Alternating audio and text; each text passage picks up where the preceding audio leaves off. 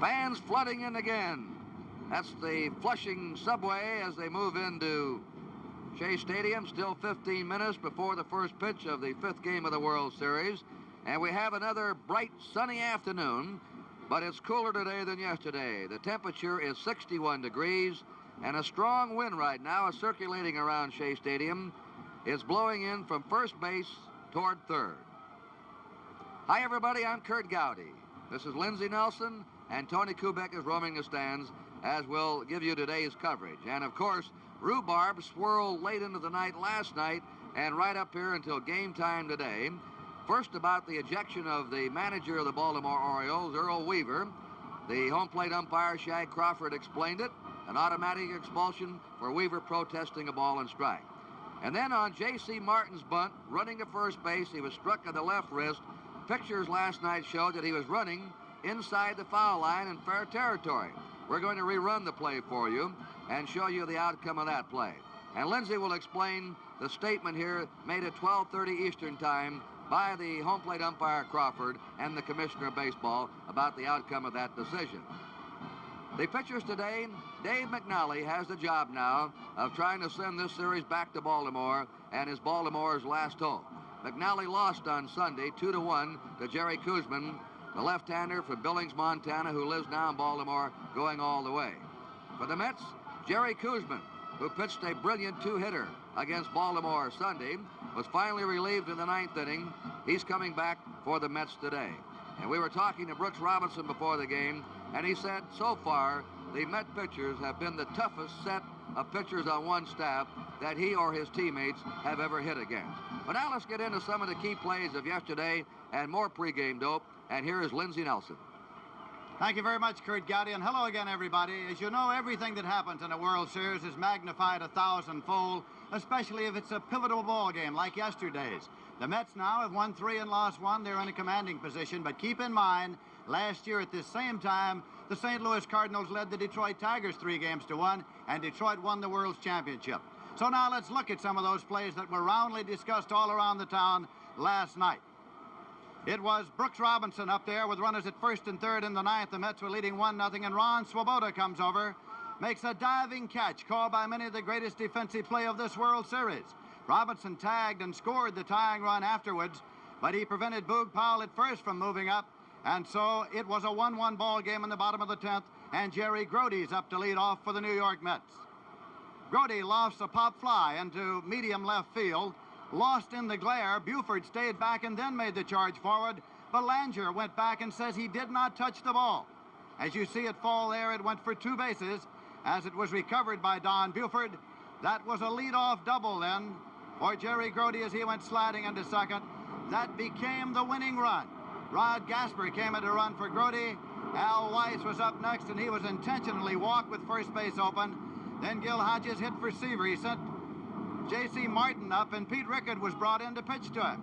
Sacrifice, he bunts the ball. Hendricks, the catcher, says that he yelled and he thought that he would make the play. In the den of Shea Stadium, Rickard said he didn't hear him. Watch Hendricks thinking that he has waved off the pitcher, reaches for the ball. Rickard gets it first. Watch Martin now down the line. As the throw is made, he is hit on the left wrist. He's clearly there inside.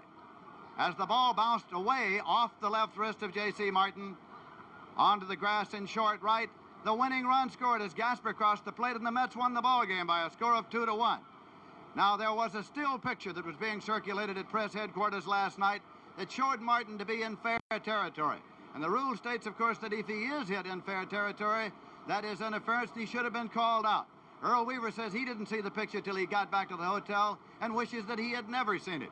The commissioner made a statement saying that it is not an appeal play, that it is simply a judgment call. Shag Crawford says that he thought that at the moment that the ball hit J.C. Martin, Martin's right foot was on the foul line, which would make him in proper position. Those are the statements made at 12:30 by Crawford and the commissioner. Now let's go downstairs to Tony Kubek. Thank you, Lindsey. With me in the commissioner's box, Joe DiMaggio and the commissioner of baseball, Bowie Kuhn.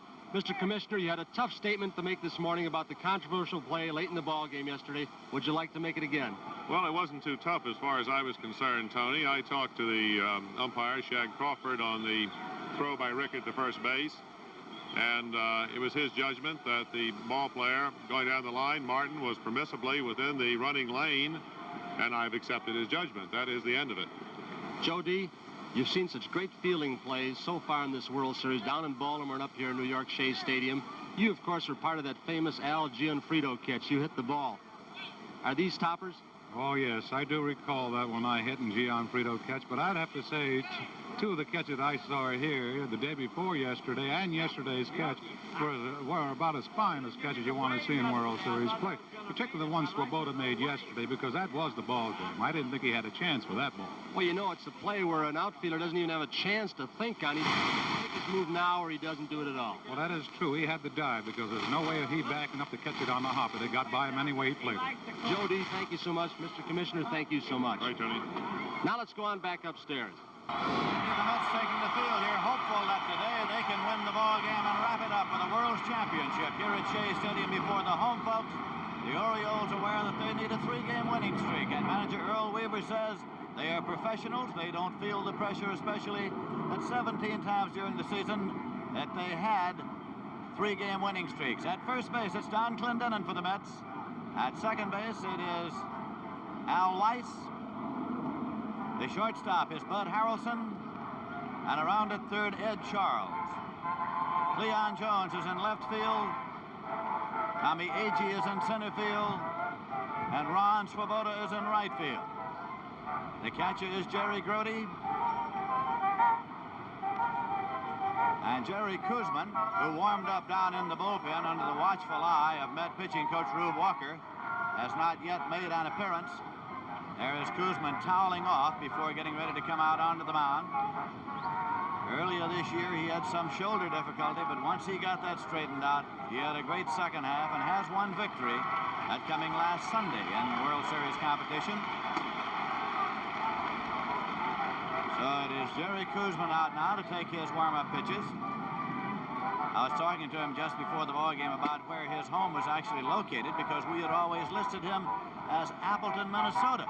He said, well, actually now it's a place 11 miles away at Morse, Minnesota, but that actually he grew up not in either place. He grew up on a farm some 12 or 13 miles out of town. He used to play catch with his brother Orville Kuzman. He used to be the catcher and Orville was the pitcher. He got to throwing him back harder than Orville was throwing to him, so Orville said, you be the pitcher. Here's his delivery. He's what they call sneaky fast, and he'll give you that fastball at 2 or 3 different speeds. He was the Mets stopper throughout the year. He brought them back from what few losing streaks they got into during the course of the season. Lou DeMiro of the American League at home plate today. Lee Wire of the National League at first. Hank Soar of the American League at second. Frank Sikori of the National League at third.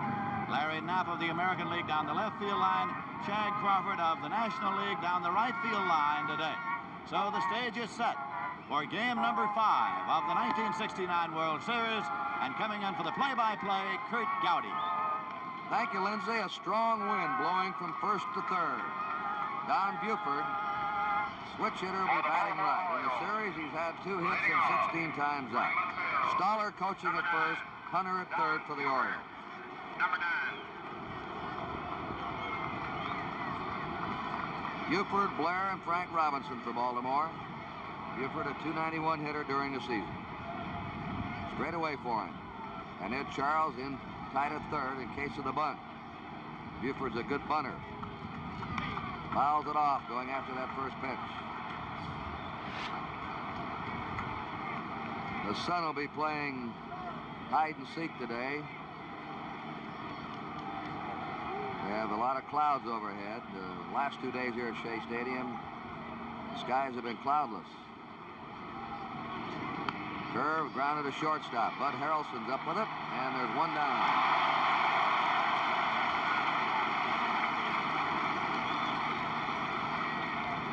Batting in the second position. Earl Weaver Playing center field. back in the dugout today. Number 6. Paul Blair. Paul Number Blair against Jerry Kuzman on Sunday. Got the first hit off Kuzman. Kuzman had a no-hitter until Blair single leading off in the 7th inning. Blair's had 2 hits and 16 times up. Slow ball hit to Agee out in center. Where 2 down.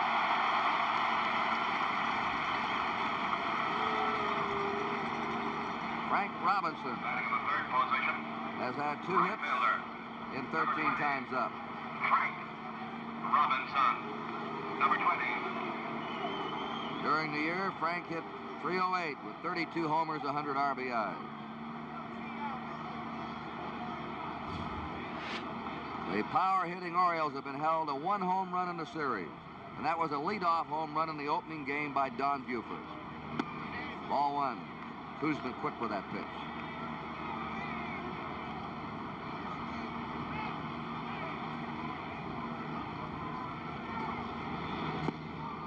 Two and nothing to Frank Robinson. Boog Powell's on deck.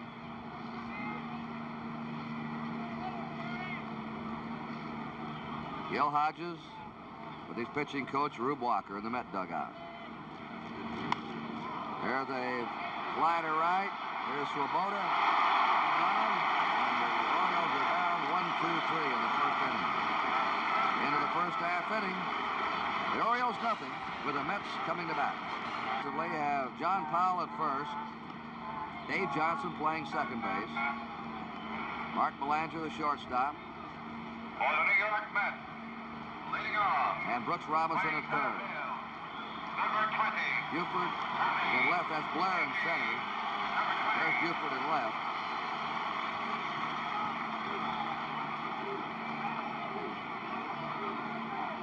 Frank Robinson's in right. Etchebarren's catching, and the first batter is Tom Agee. That's ball 1 delivered by Dave McNally. Agee has 2 hits in 15 times. One of those hits has been a home run.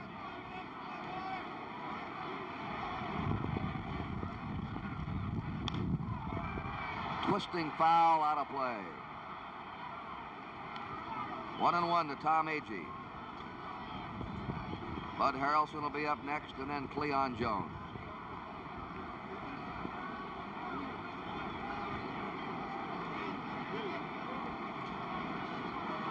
Pitching's dominated in this series. The Mets have a batting average of .220 as a team. The Orioles 144. Foul out of play again.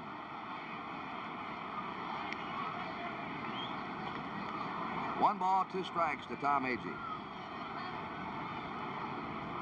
McNally last Sunday went all the way, losing. Gave up 6 hits, walked 3, struck out 7.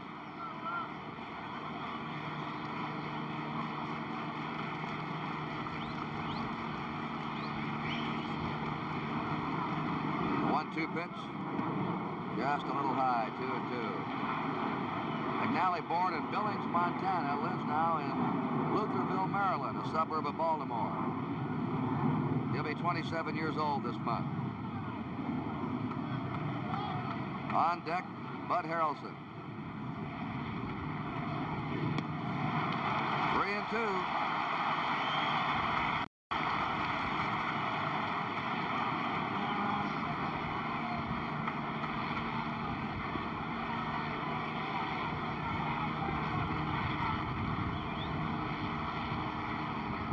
3-2 pitch to Tom Agee. Milwaukee.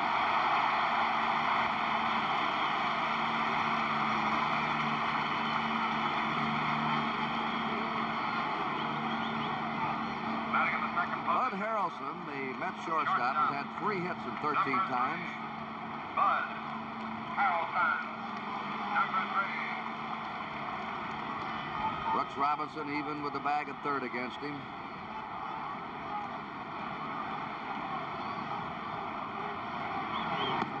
Ball 1.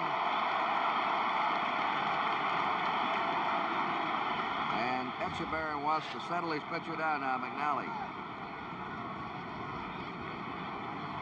The key to McNally's his curveball. When he's getting his curveball over, he's really tough.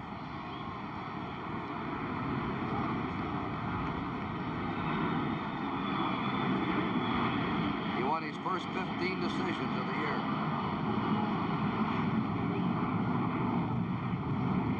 Strike.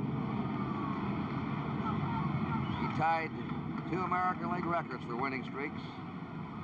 He had a 17-game winning streak. The last 2 wins of 1968, 15 in a row at the start of this season. That tied a record. Strike the letters. Tied an American League record for most consecutive wins over 2 seasons set by Johnny Allen of the Indians back in 36 and 37. And by winning 15 in a row at the start of the year, he also tied Johnny Allen's record set back in 37.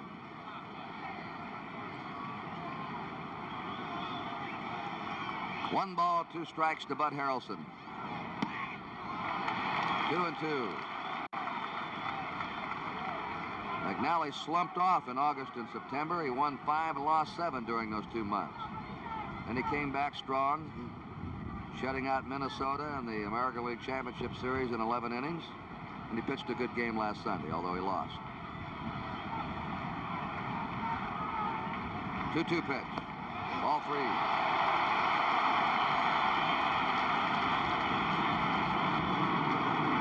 Oh, now he's gone 3-2 in the first 2 batters.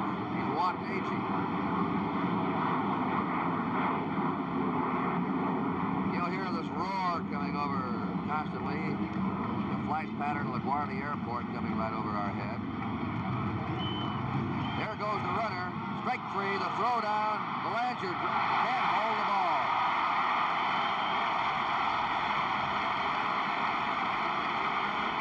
Harrelson struck out, and a low throw. We'll take a look at it probably. Batting in the third position. Left fielder. There's Agee. The throw is there, but it was a little low and rolled away from Belanger. Watch Agee going again now. Just moving over, but the ball had dropped out of the glove. Give Agee a stolen base. He's on second, 1 out. Cleon Jones up. Jones has had 2 hits in 16 times. Hit .340 for the year.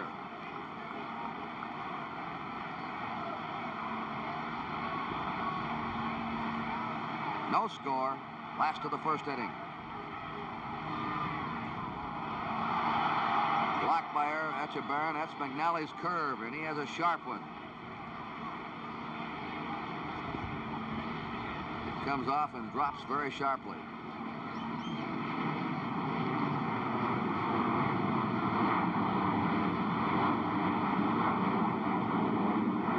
Cleon Jones. The batter, that's number 20, Tom Agee, with his back to you, getting his lead at second. 1 ball, no strikes to count. Dugout.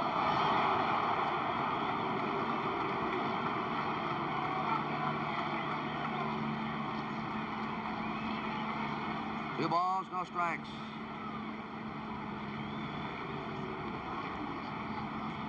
That was Clendenon on deck.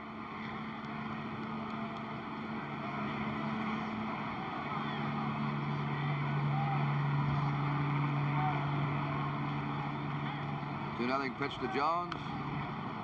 2-1 now.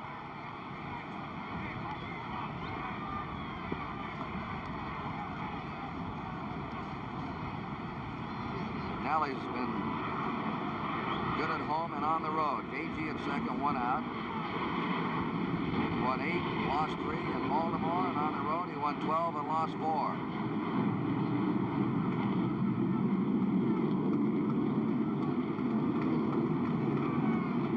2-1 pitch to Jones. A high fly ball to right field. Frank Robinson drawing a beat on it. Agee's tagging at second and is coming over. Throw is cut off by Belanger. Agee's on third. It's 2 down.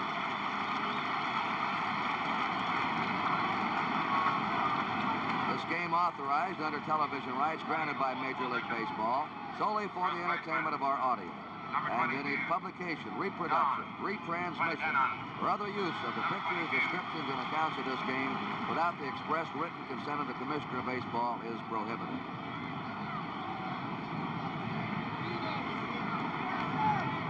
Don Clendenon hit a home run off McNally Sunday. He was 1 out of 3 in that game. For the series, Clendenon has 4 hits in 11 times. 4 players on the Mets have had 4 hits in the series. Ball 1.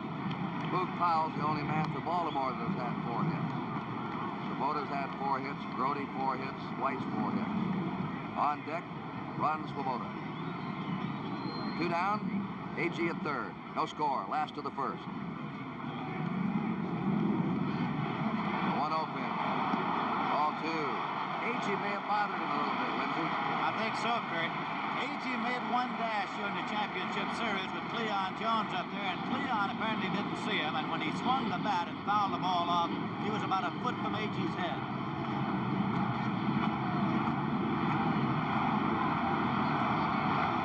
The 2-0 pitch. Strike 2-1. In fact, A.G. made the statement, Cleon Jones is such a good hitter, he tried to miss that pitch in Atlanta and couldn't. Tom A.G. at third. 2 down. 2-1 to Don Clendenin.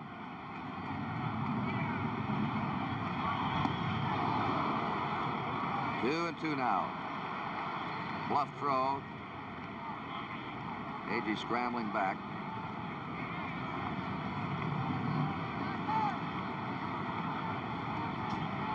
Get a ball up in the air today to left field. It's going to be given a boost. It's a crosswind blowing from first to third. The 2-2 pitch. Just inside. 3-2. This is the third 3-2 count that McNally's had here in the first inning.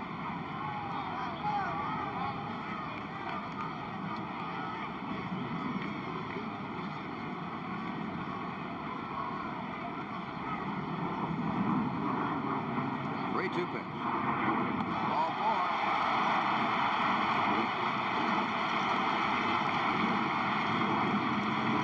Baltimore already has action in their bullpen. Dave Leonard is warming up.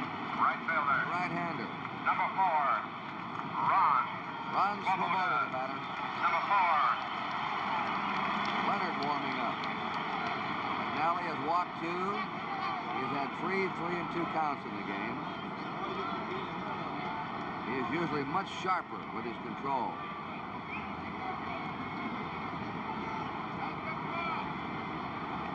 He walked 2.8 batters for every 9 innings pitched during the year. He's already walked 2 here in the first inning. Ron Swoboda, 4 hits and 11 times up. 1-0 to him.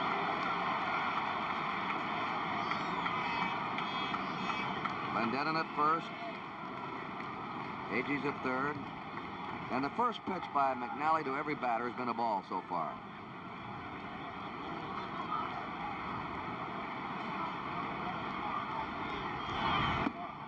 Two and nothing.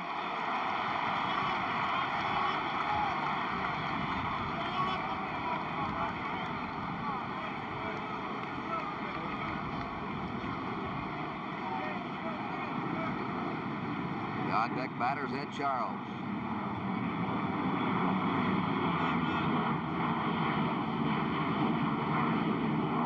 2-0 delivery. 2-1. A.G. at third.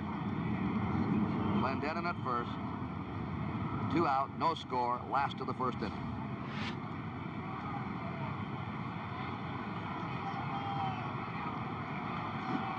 Swoboda being played as a pull hitter to left. 2-1 delivery. 2-2 now. That one just took the corner at the letters.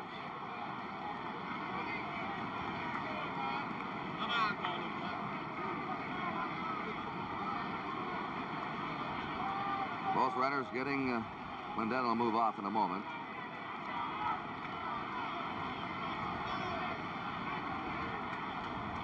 Two-two pitch.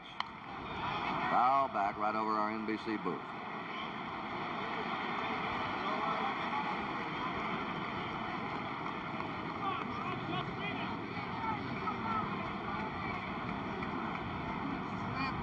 So while McNally ties those shoes, it's been a struggle for him here in this first inning, Lindsey. Thrown a lot of pitches here in this inning, and he's had trouble getting that ball over.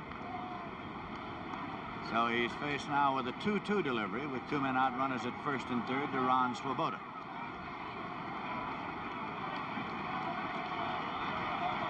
Two-two pitch. Struck him out with a good fastball. He struck out 2 and he walked 2 in that first inning. No runs for the Mets, no hits, there were no errors, and 2 men left. At the end of the first inning, it's Baltimore nothing and New York nothing.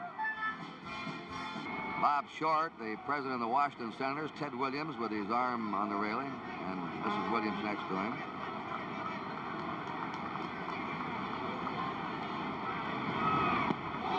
Strike one to Boog Powell.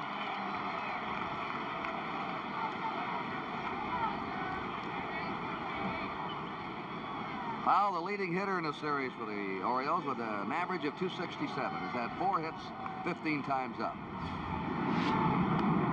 1-1. In fact, Powell's the only Oriole hitting over 200. Kuzman's been coming in sidearm to him. Powell, Brooks Robinson, and Dave Johnson for the Orioles here in the top of the second. 2-1 to Powell.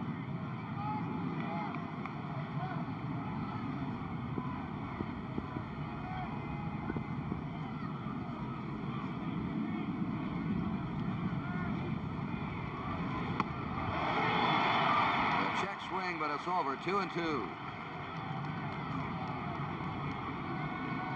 Brooks Robinson on deck.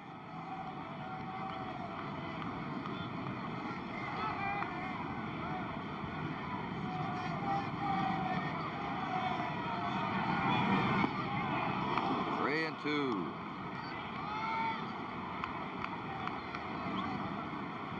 You'll see more banners in this ballpark.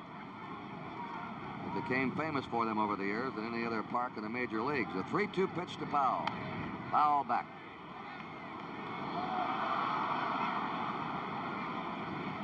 They have a banner day here every year, don't they, Lindsay? It's a fantastic sight to see. It's a promotion that's been copied in other major league ballparks, and this year there were more than 3,000 entries. And they open the center field gates and they march in and around the ballpark. 3-2 to Boog Powell. A high fly, deep left center. Leon Jones, the left fielder, makes the grab, and there's one out.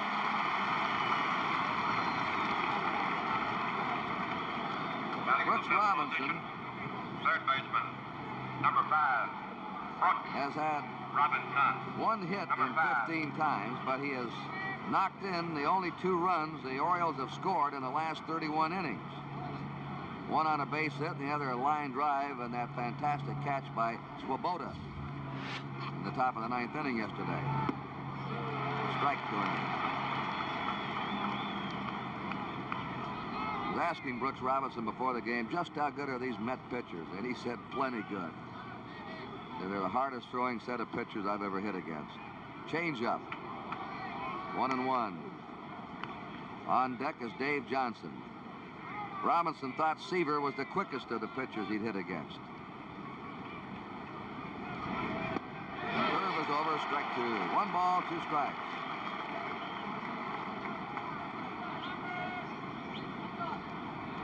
No score. We're in the top of the second.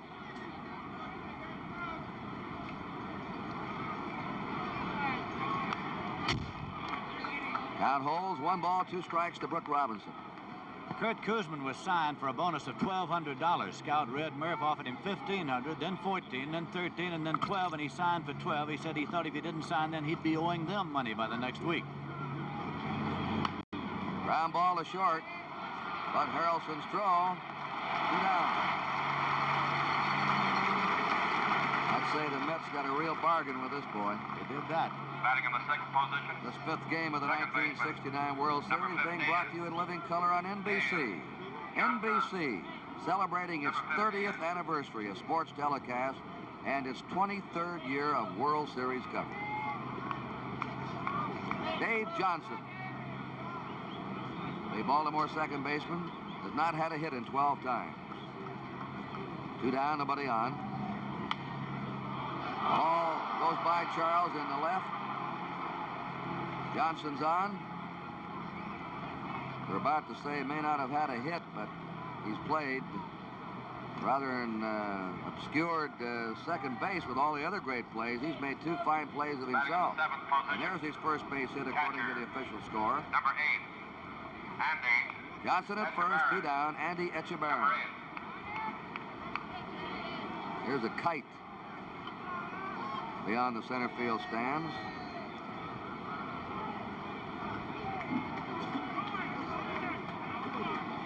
Etchebarren up 3 times, no hits. Played in the second game at Baltimore. Hit .249 for the season. Of Boston descent. Big chopper to Charles. Goes to second for the force on Johnson. The Orioles are out in the second. No runs, 1 hit, no errors, 1 left. At the end of an inning and a half, it's Baltimore nothing and New York nothing. To go down to Tony Kubek. Thank you, Kurt. With me is the wife of Tom Seaver, Nancy. And Nancy, are you as nervous today as you were yesterday? No, not half as nervous. I'm looking forward to winning today, though. You don't think we're going back to Baltimore? No, I don't think we are. I don't want to. I'm wearing my lucky ring and my lucky buttons. Nancy Seaver, thank you so much. Let's go back upstairs. Ed Charles, strike 1 to him. He had 2 hits and 4 times up against McNally on Sunday. A double and then a single in the 9th, which started a winning rally. He's the old-timer of the Mets. Gets it down to Brooks Robinson, grabs it on that offbeat hop and throws him out, and there's 1 down. Batting in the 7th position. They'll be talking about third base play for years. Number 15. With the show that boy's put on. Number 15. Brooks lives now in the Baltimore area. His mother and father up here from Little Rock, Arkansas, though, to watch him play in the series. Jerry Grody. 4 hits and 15 times up, a strike to him.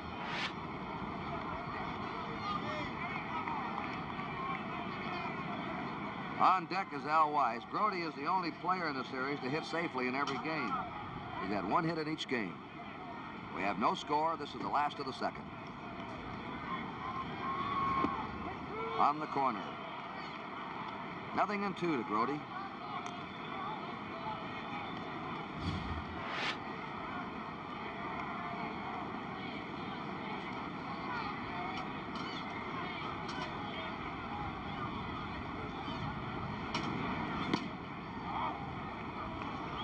One ball, 2 strikes.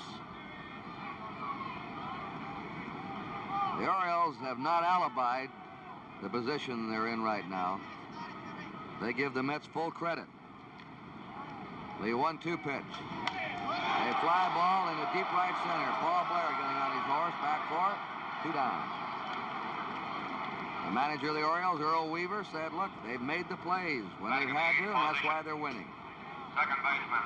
And you talk to the various Oriole players, they have nothing but praise for the Met pitching and the Met fielding.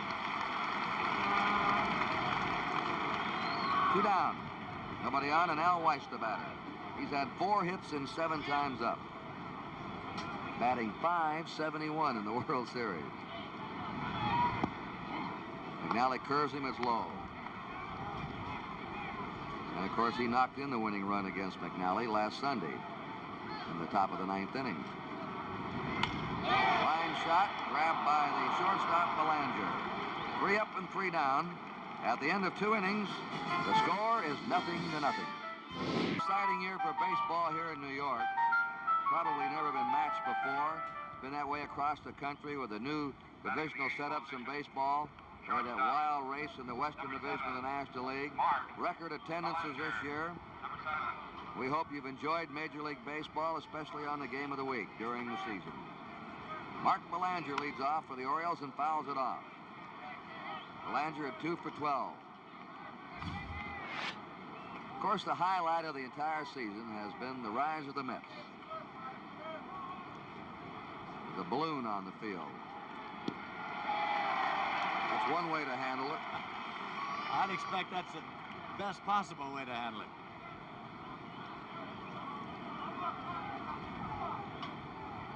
Belanger, McNally, and Buford for the Orioles this inning. 1 ball, 1 strike. That's Dave McNally.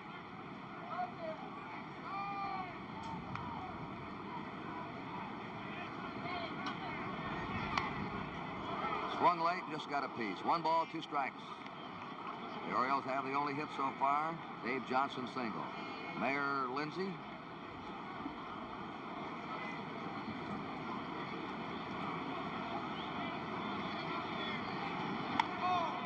Loops it into right field on a curveball. why Belanger improved his average so much. Look out. He just got back, and they're trying to push him off there. That's the catcher, Jerry Grody, down there. Right fielder Swoboda made a quick throw, hoping to get Belanger making the turn. Look at this again now. Swoboda up with it, and Grody followed the runner up to cover the bag.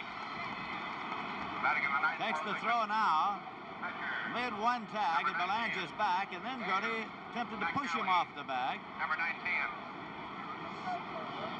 Lee Wire making the safe call. I don't believe Belanger was too happy with that tag. There's a drive by McNally, hit the deep left field, and that ball is into the Baltimore bullpen. Dave McNally has put the Orioles out in front 2-0. He hits a home run now and then. He hit 4 American League home runs. 3 last season and 1 this season. On the first pitch now, he has the Orioles out in front 2-0. Number 9.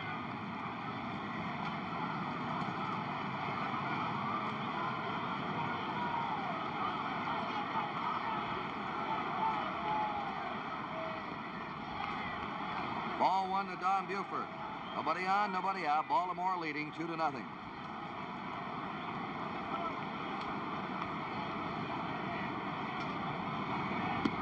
A strike to him. 1-1. The ball didn't take long to get out of here, Lindsay. Certainly didn't. Dropped it right over the wall into the Oriole bullpen.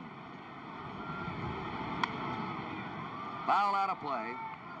1-2 to Buford, who grounded to short his first time.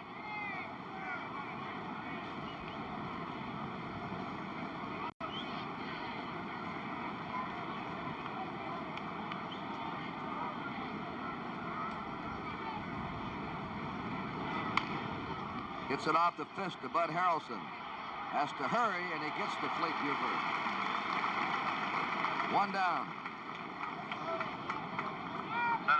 When a man like Buford's going down the line, there's a lot of pressure on the infielder. He knows he can run, and he has to charge and get rid of that ball in a hurry. Paul Blair flied to center his first time.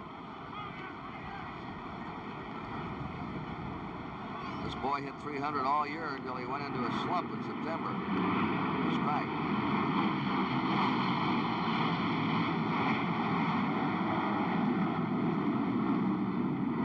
On deck is Frank Robinson. Curve is inside. He went into the slump. He said he was jerking his head. You know, they say keep your eyes on the ball. He was taking his eyes off the ball as he swung, jerking his head around. There goes the bat. Look out. Nearly into the Baltimore Oriole box over there for their club executives.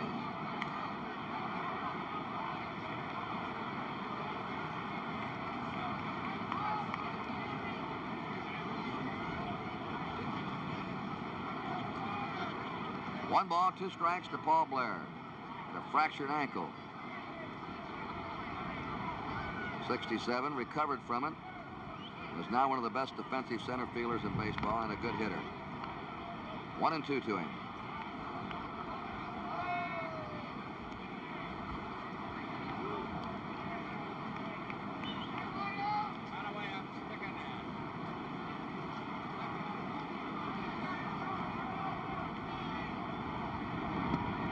Struck him out on a curve.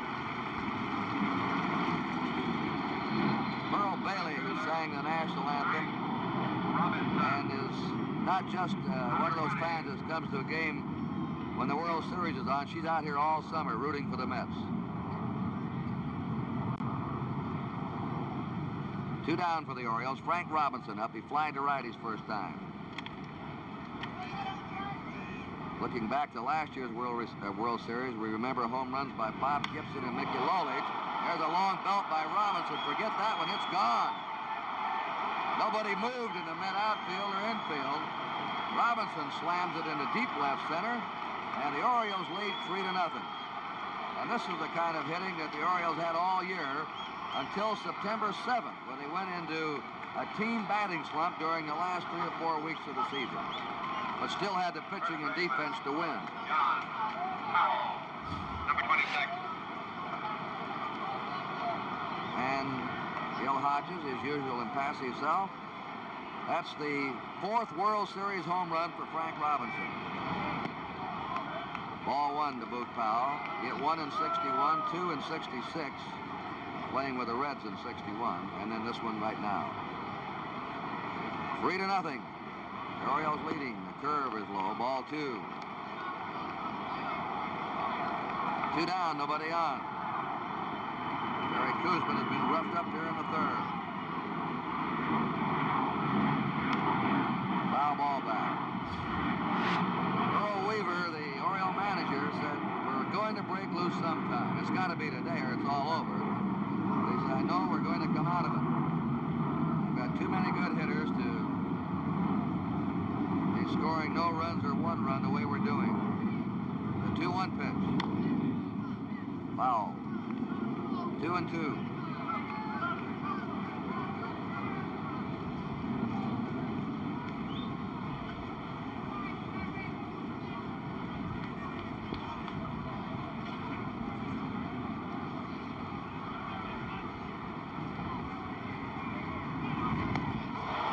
Strike 3, but the Orioles came up with 3 runs, 3 hits. There were no errors, nobody left.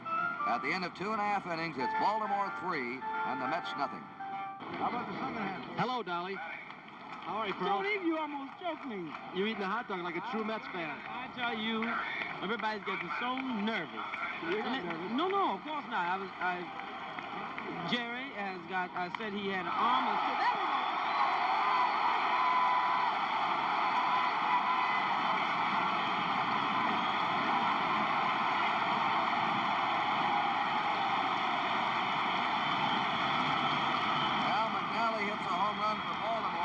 Koosman goes after the first pitch and slams a double into the left field corner for the Mets. So he's on second, nobody out, and Tom Agee up, walked in the first inning.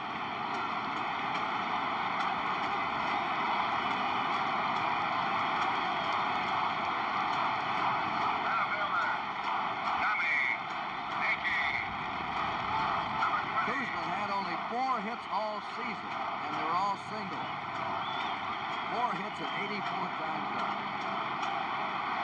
All right, Agee walked his first time. A ball to him. The Orioles are leading 3-0, last of the 3rd.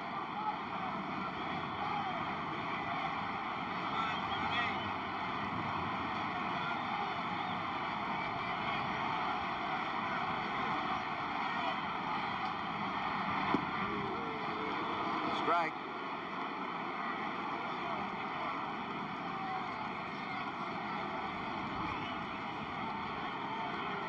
One ball, 1 strike. Bud Harrelson's on deck, and then Cleon Jones.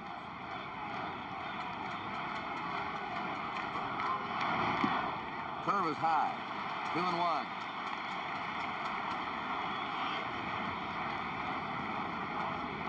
That's Koosman on second. They'll have the windbreakers on today. It's 61 degrees. With the wind blowing, they can chill off very quickly. The 2-1 pitch. Ball 3 to Agee. 3-1.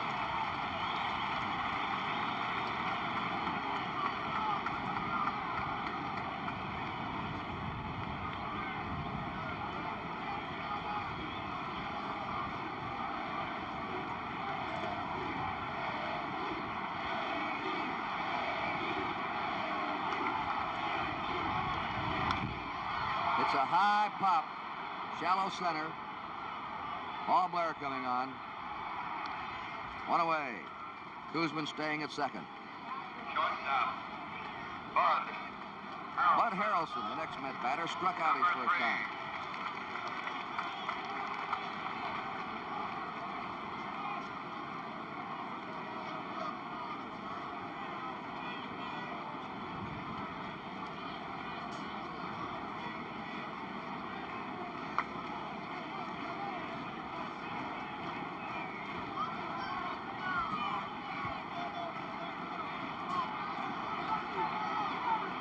Koosman with his lead at second, 1 out. Now back.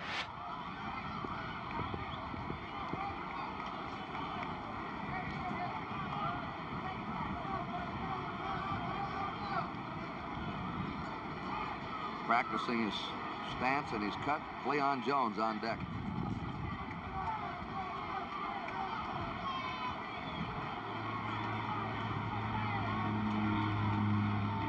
The one-strike pitch. Beautiful curve by McNally. 0-2.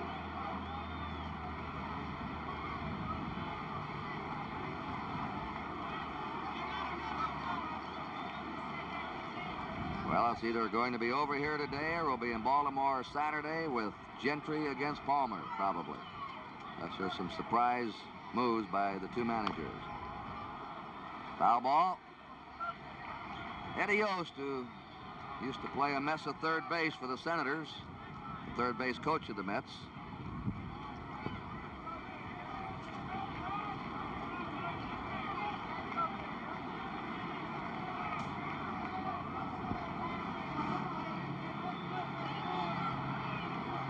One out. Gary Koosman at second. Last of the third. Baltimore's ahead 3-0. 2 strikes to Bud Harrelson. 1-2 to him.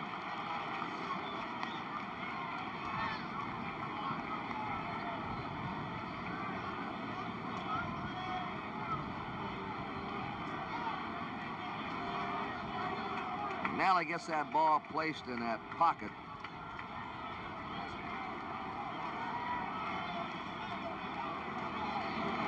Foul ball. Doesn't pitch with a big windup, you'll notice.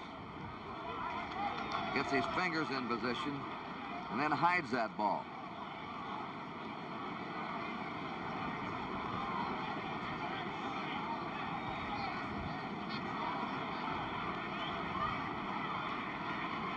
One ball, 2 strikes to Bud Harrelson. Struck him out. That's strikeout number 3 for Dave McNally. There are 2 down. And Cleon Jones coming up. He's flying to right his first time.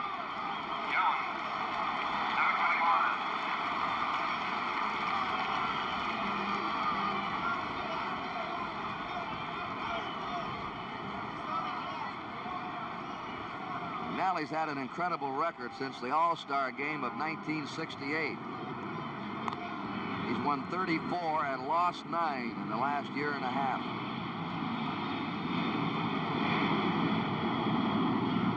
Baltimore, 3 runs, 4 hits. New York, no runs, 1 hit.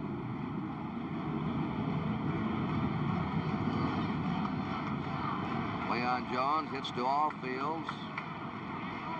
He's played just about straight away by the Oriole outfield.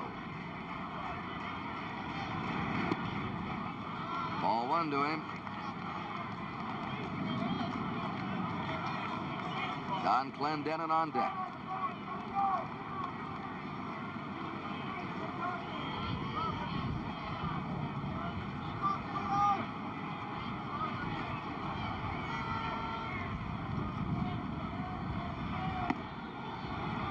Ball 2.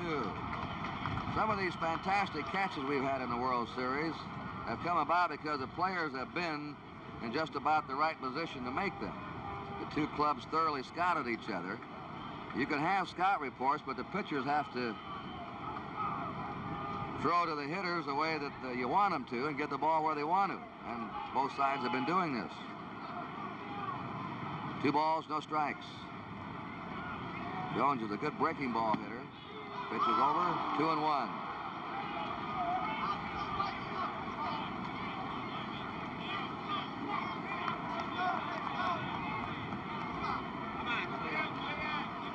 Baltimore leading 3-0, last of the third.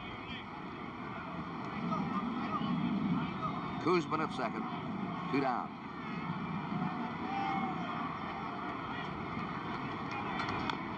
Fouls it off. 2-2 count.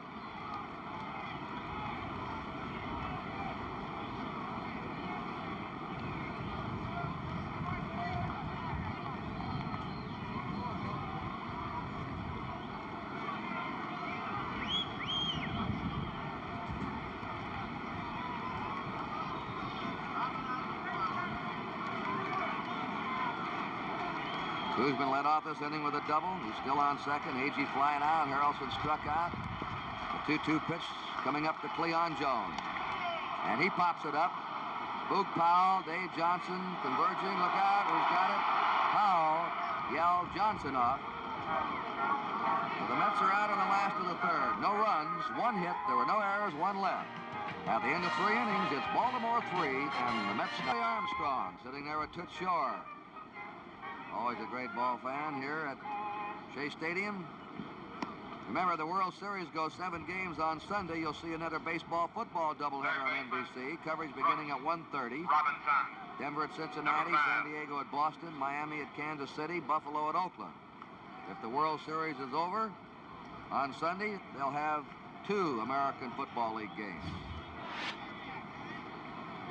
In the 4th inning, Brooks Robinson leads off. Brooks grounded out his first time to short. Jerry Koosman's pitch. A ball to him. Dave Johnson's on deck. Then Andy Etchebarren. 1-1 to Robinson. Belanger singled in the 3rd. McNally homered. Then with 2 down, Frank Robinson homered. And the Orioles have 3 runs, 4 hits. The Mets, no runs, 1 hit. 2-1 count.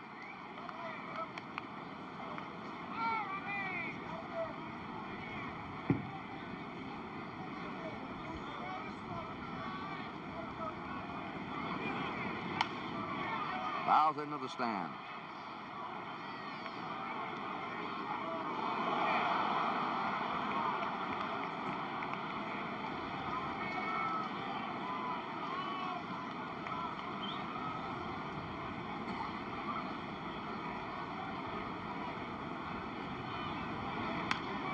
A high fly ball, left center. Tom Agee calling for it. 1 away. Second baseman. Dave Johnson, the batter. Johnson. There have been only 3 teams in World Series history who have been down 3 games to 1 and have come back to win the World Championship. Pittsburgh did it in 1925 against the Senators. The Yankees in 1958 against Milwaukee. Strike 1 to Dave Johnson, who singled the lefties first time. And the Tigers last year were down 3 games to 1 and then beat the Cardinals. The Orioles are down 3 games to 1 coming into this game. 0-2 to Johnson.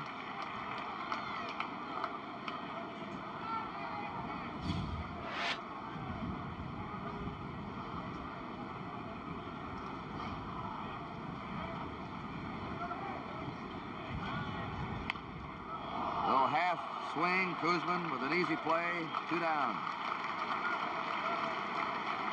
Andy Etchebarren will be the next batter. He wrapped into a force play his first time. Andy Etchebarren. Number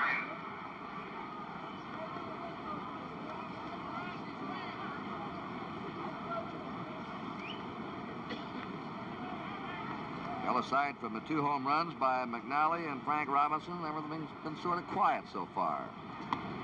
Strike.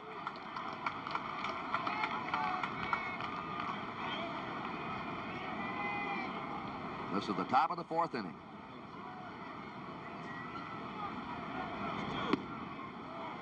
One and 1 to Etchebarren. Mark Belanger on deck.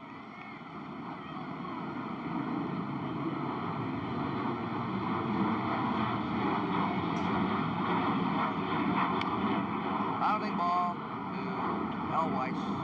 An easy 1-2-3 inning for Jerry Koosman. At the end of 3.5 innings, Baltimore 3, New York 0. With Lindsey Nelson and Tony Kubek. On Clinton in the last of the 4th inning for the Mets. He walked his first time. McNally drops the curve to him for a strike. Ron Swoboda's on deck, and then Ed Charles.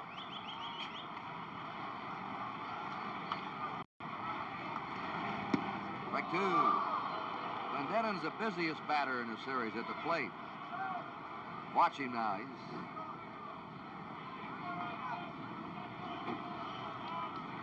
wiggling and waggling. The 2-strike pitch. Fastball. 1-2.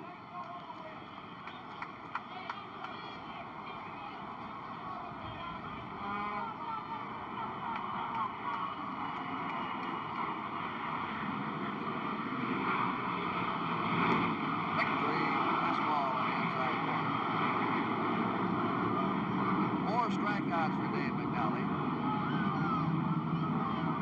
Right fielder. And Denon wasn't too happy with the call. Swoboda. Number 4.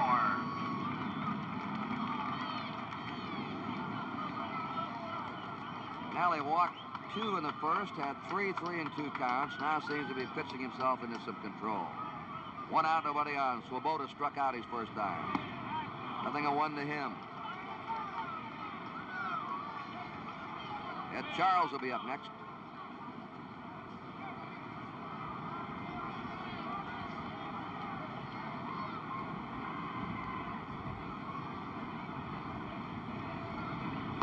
Strike 2.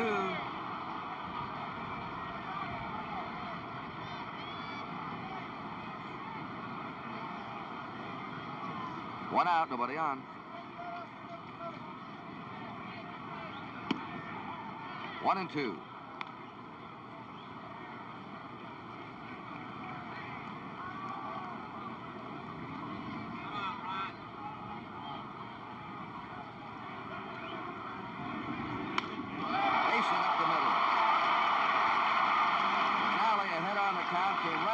Fastball to him. That's the second hit for the Mets. And the batter's Ed Charles, who grounded out to third his first time. Orioles have had 4 hits. The Mets have had 2 hits.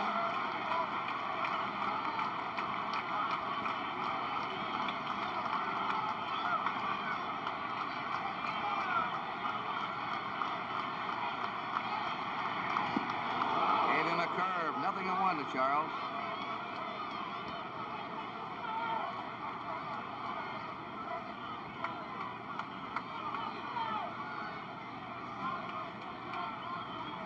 Swoboda at first. Stole only 1 base all year. 1 and 1. Baltimore's ahead 3-0. The Mets are batting here in the last of the 4th. Jerry Grody due up next.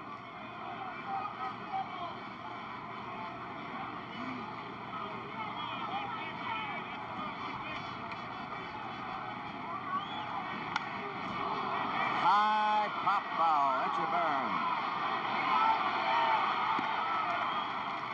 2 down. You won't handle many higher foul pops than that one.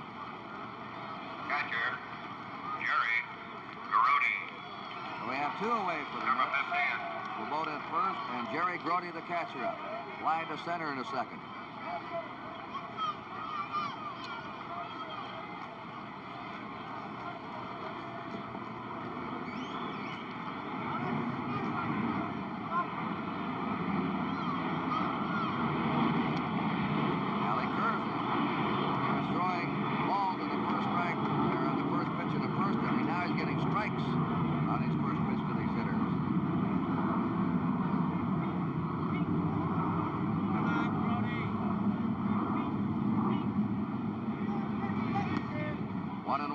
Jerry Grody.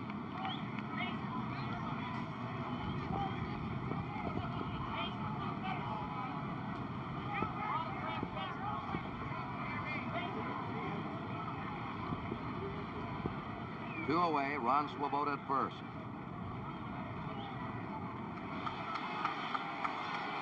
There he goes. Hit the short. Belanger over to Powell. The Mets are returned. No runs, 1 hit. There were no errors and 1 left. Down in the stands again to Tony.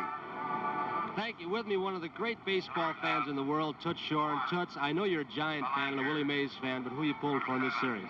The hometown, the Mets I'm pulling for, because it's our hometown. The only one other town I'd root for would be San Francisco. They can't do anything wrong, can they? No, they can't, and Gil's doing a great job. Hodges, I think, is doing the best job of handling his men and running a baseball team as good as any man I've ever known in my life. Toots Shore, thank you very much. Let's go back upstairs. Mark Belanger takes ball 1. He looped a single to right, then came in to score on McNally's homer in the 3rd. Dave McNally will be up next. 1 and 1. There's the slugger. Belanger was a great basketball player at Pittsfield, Massachusetts High School. Foul out of play. He has those loose actions in the field that you could tell he must have been quite a basketball player. 1-2 pitch to him. Fly ball to right. Swoboda right there for it, and there's one down. Dave McNally. Pitcher. Homered his first time. McNally. Number 19. There's that professional sign artist. He must be exhausted at the end of the year. He paints 60 signs for every game. He has a file system. Nothing in one.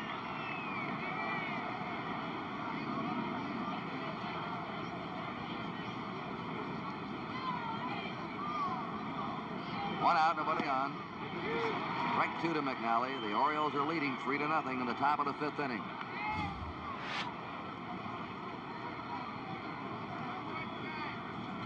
$57,397 has been announced as the paid attendance. Struck him out on 3 pitches. 2 down. Jerry Kuzman Left fielder. was tough here at Shea Stadium this year, winning 9 and losing 3. Number 9. He was runner-up in his rookie year last year to Johnny Bench of the Reds as Rookie of the Year. He missed 40 or nearly a month this season with he called it a numb shoulder, didn't he, Lindsay? Just a stiff, numb shoulder. It was a muscle underneath the shoulder there. They had a little trouble diagnosing it for a while. He missed a month and still won 17 games this year. Don Buford looks at that fastball for a strike. Buford twice has grounded to short. The Orioles have 2 down, nobody on, and they have Paul Blair on deck. Outside. 1-1 to Buford.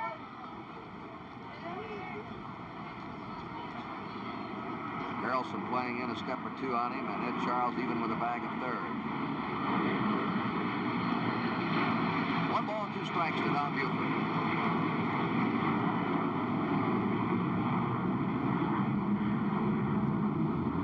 The lights are on here. It's getting darker.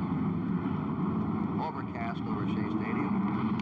Curve is hit into right center. That ball is caught by Ron Swoboda.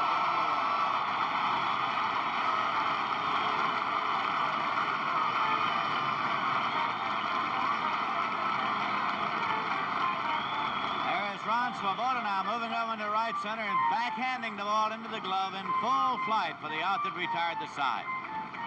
Well, the Orioles are out 1-2-3 in the top of the 5th at the end of 4.5 innings. It's Baltimore 3 and New York 0.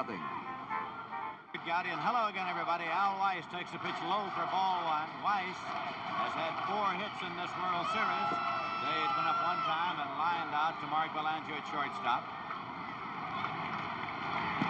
In there for a called strike, 1-1.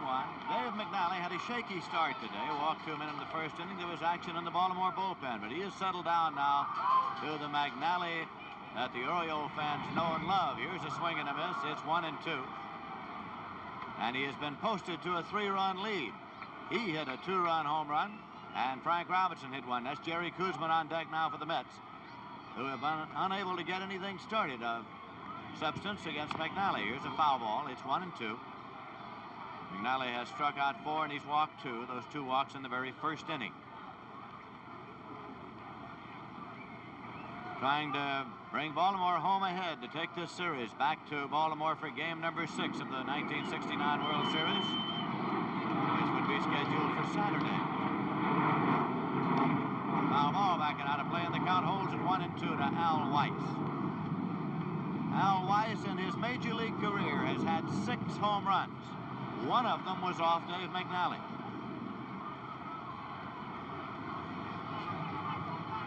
He hit 2 of those 6 at Wrigley Field in Chicago against the Cubs in a crucial series earlier this year. Ground ball to third. Big hop up to Brooks Robinson. Guns it across to Powell in time, and Weiss is out. 1 away, and Jerry Kuzman peels off the jacket. He looked a double down the left field line in the 3rd inning. He is not known for his prowess with the bat.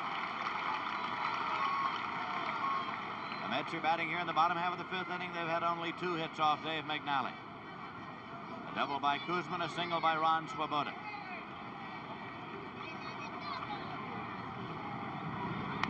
Foul ball, back and out of play for strike 1.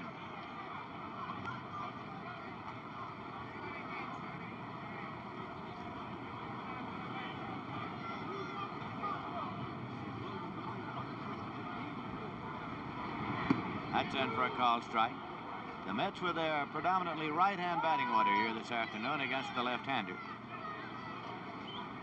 It is the batting order that produced 1 run in the first game of the World Series and 2 to get a win over McNally in the second game last Sunday. Yesterday, it was the right-hand batting order that produced the 2 runs to get a 2-1 win in 10 innings. Tommy Agee's on deck. Just missed outside. It's 1-2. It was the Mets' left-hand batting order that swept the 3 games from the Atlanta Braves to win the National League pennant for the Mets. And it was their left-hand batting order that scored 5 runs in game number 3 here in the 5-0 win. Swing and a miss, strikeout number 5 for Dave McNally. 2 Mets are out in the 5th inning, and Tommy Agee is coming up. Agee walked, stole second in the first inning. He flied out to center field in the 3rd. He was the big hero of the Met victory in the 3rd game of the World Series here, day before yesterday.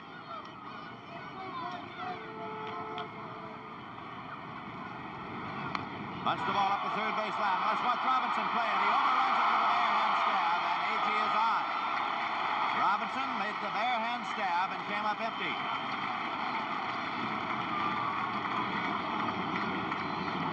Well, the first time Robinson hasn't handled this ball. Looked like it took a hop as he reached down with a bare hand. Watch it here.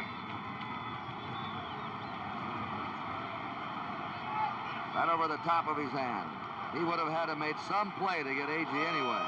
It is scored as a base hit, the 3rd for the Mets. There are 2 men out, and Bud Harrelson's up. Switch hitter batting right. Fly ball to center field, and Paul Blair has it lined up. So the side is out. The Mets with no runs, a hit, no errors, and 1 man left at the end of 5 full innings of play. The score is the Orioles 3 and the Mets nothing. For 5 of the 1969 World Series, the Orioles are up in the 6th inning, leading 3-0. Kuzman's pitch to Blair is low for a ball. Blair flied to center and struck out swinging.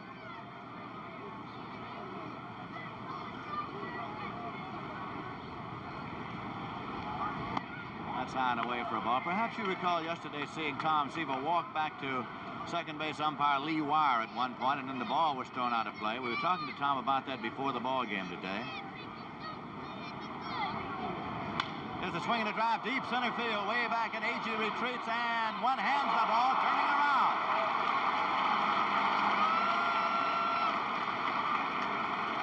Tommy Agee.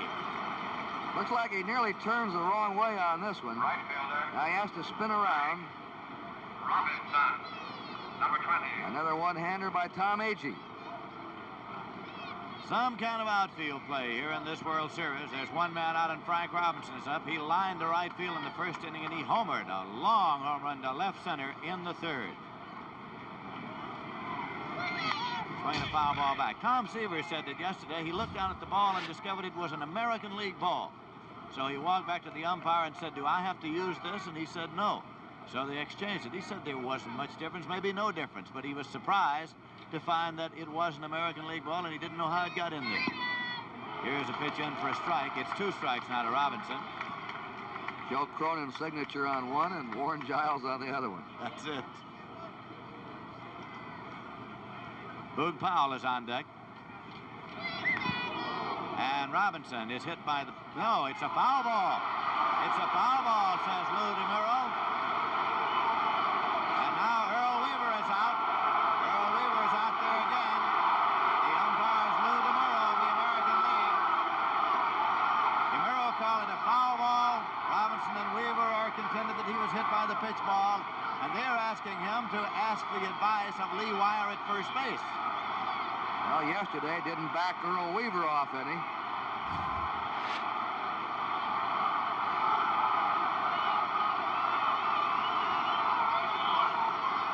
Weaver wants to keep his man in the game. Weaver and Robinson back up now. For a word with Lou DeMuro.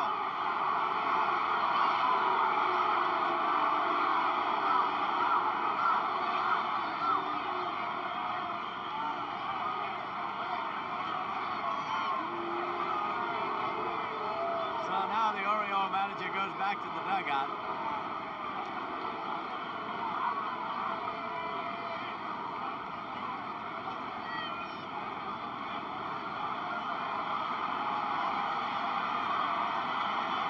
Parting little blast.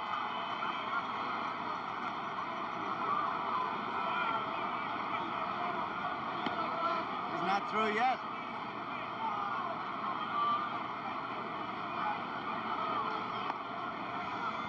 You may recall that there was a similar incident yesterday with Ed Charles of the Mets at bat when Gil Hodges came out to discuss the matter with umpire Shag Crawford at the time. Robinson has gone back into the dugout. George Bamberger, the pitching coach, is there with Weaver.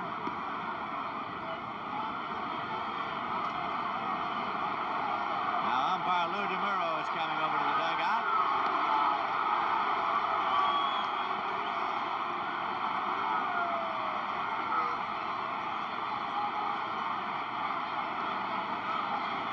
That runway goes back to the locker room. And apparently Robinson went back there for some treatment.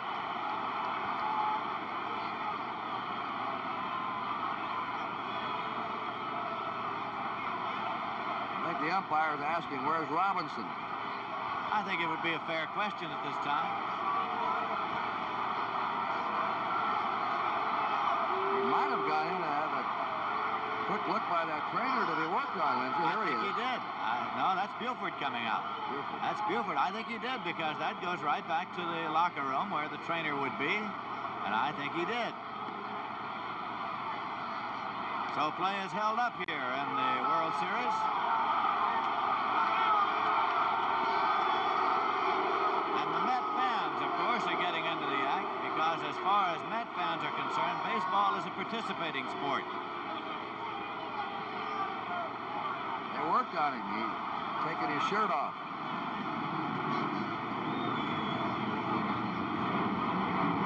So Robinson will be back out here in a moment.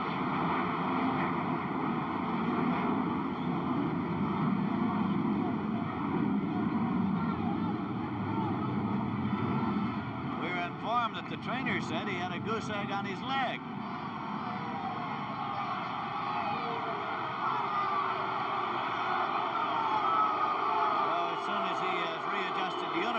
Robinson will be back out here with a two-strike count. There's one man out, nobody on base. The Orioles are batting in the top half of the sixth inning, and they are leading the Mets by a score of 3-0 in this fifth game of the World Series.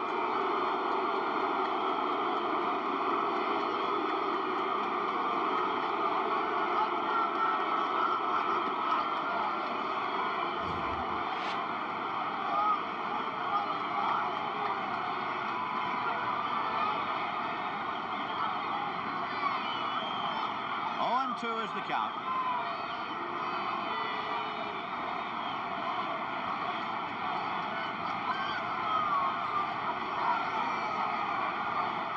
Guzman's pitch to Frank Robinson. Now back, and the count holds at 2 strikes.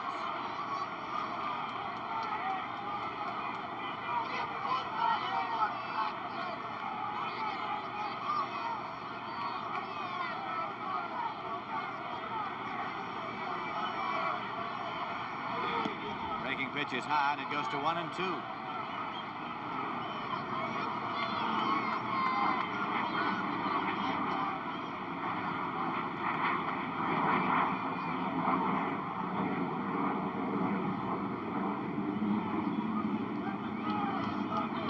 One-two delivery. Breaking pitch in for a call. Strike 3.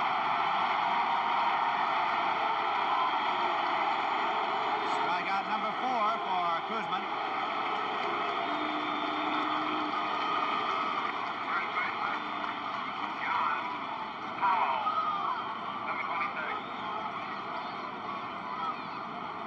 And Boog Powell is coming up. He's flied to left and struck out so far. As Kurt Gowdy has pointed out, Kuzman likes to sidearm Powell. Three-quarter there, and it's low for a ball.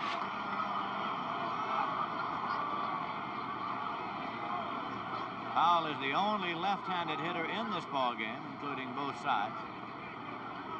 Discounting, of course, the switch hitters, Don Buford and Bud Harrelson, who are batting right today. Swing and a miss. It's 1-1.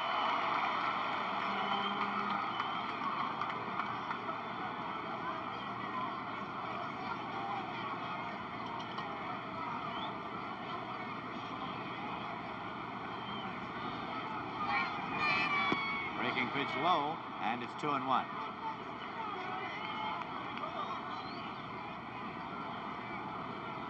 Brooks Robinson.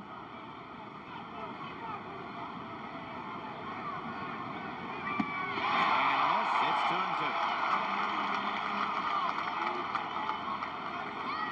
Orioles 3 runs, 4 hits. The Mets no runs, 3 hits.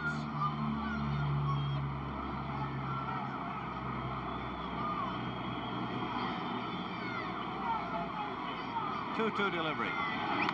Check swing, pop out into left, and it is on by for a base hit. Boog Powell checked the swing and just popped it out past Harrelson into left.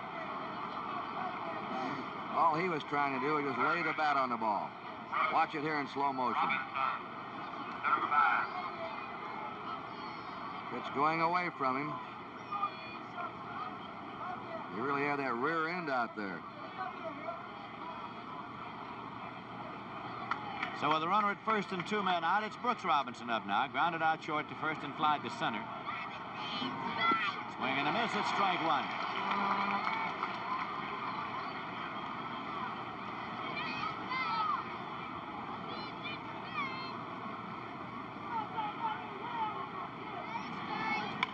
That's left field, and Cleon Jones makes the catch.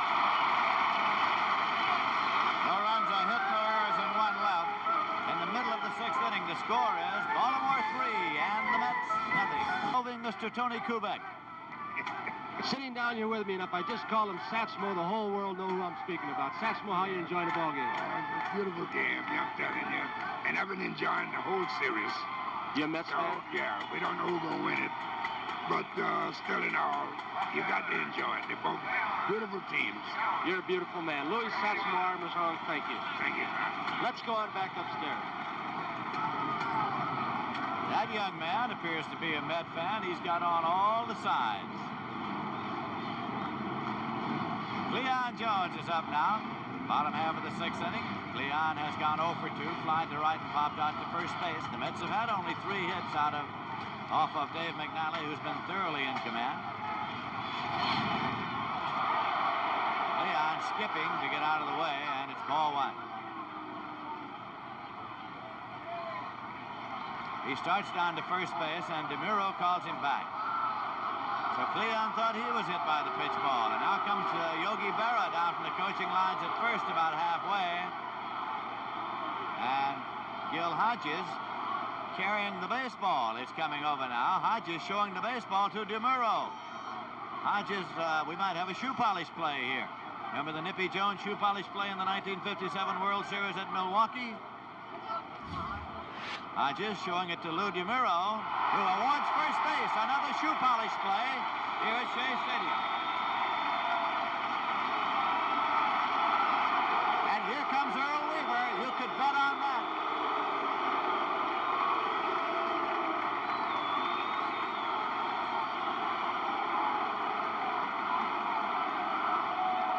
You see two complete different approaches here from the managers. Weaver is more the fiery type when he comes out. Hodges just seems to be almost unemotional when he is even trying to make a point with an umpire. Weaver still has a few words to say on the subject. As he wants to see the baseball, he said, let me see it. Let me see the shoe polish. It was Augie Donatelli, I believe, who called the shoe polish play in the 57 World Series with Nippy Jones of the Milwaukee Braves at the plate. After he saw the shoe polish, he awarded him first base. So with nobody out, the Mets have a base runner, and Don Clendenon is up, and the Met fans have come alive here. That's fouled off, and it's strike one. Ron Swoboda is on deck.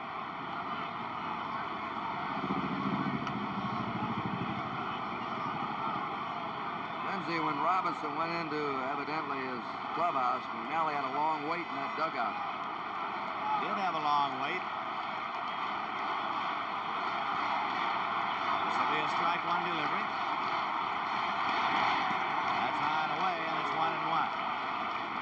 So Etchebarren goes out now just to have a word with McNally, who started a little shakily as far as control was concerned today, then settled down and became extremely sharp.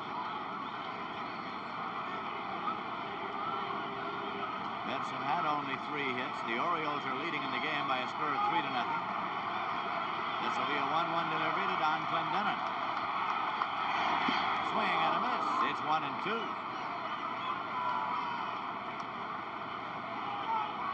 Clendenon came to the Mets this year from the Montreal Expos. Spent most of his career with the Pittsburgh Pirates.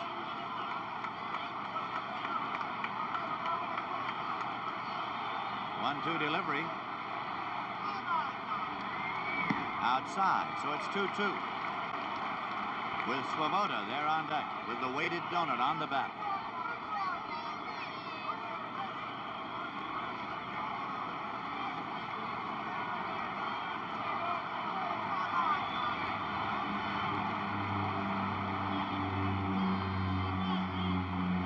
This will be a 2-2 offering.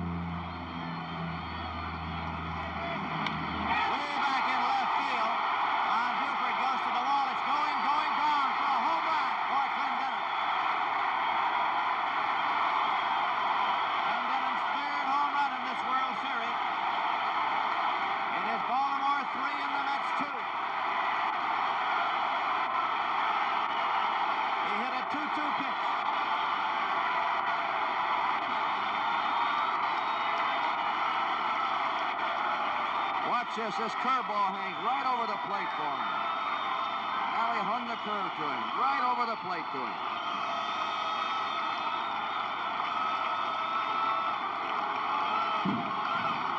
So Don Clendenon has his 3rd home run of this World Series, and Ron Swoboda's up now with nobody on and nobody out.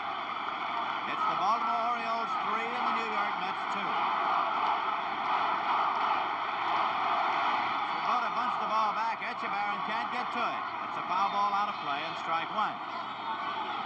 So Dick Hall, I believe it is, up and throwing. Yes, it is. Hall is up and throwing. He was the losing pitcher in yesterday's ball game. Came in to pitch the 10th.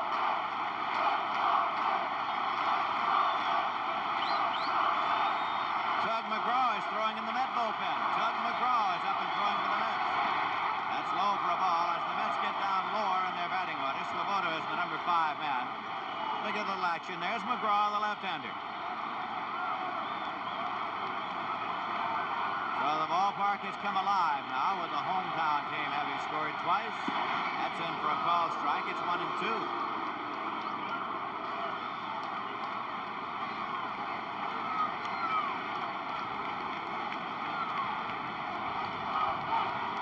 Wind is blowing out toward left.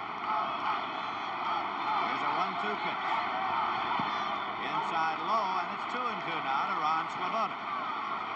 Ed Charles is next in the order. The Mets are batting in the bottom half of the 6th inning at Shea Stadium in New York.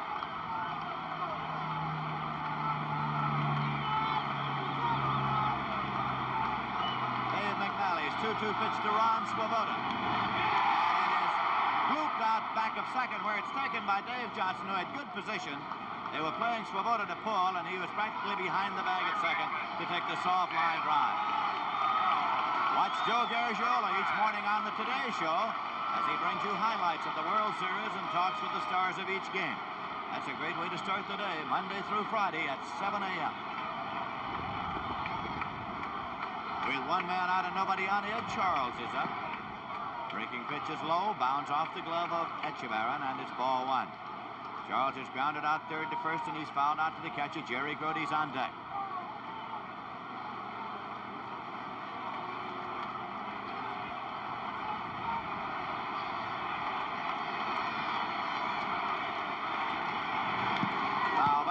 1-1 now to Ed Charles. The night before the New York Mets clinched the National League pennant to get into the World Series, I was talking to Ed Charles, and he was saying with some emotion, I have waited 18 years and I'll never get another chance.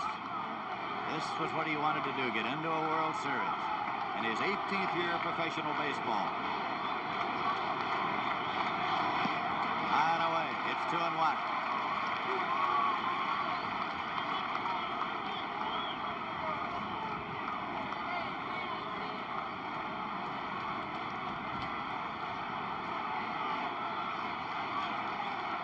McNally's 2-1 pitch.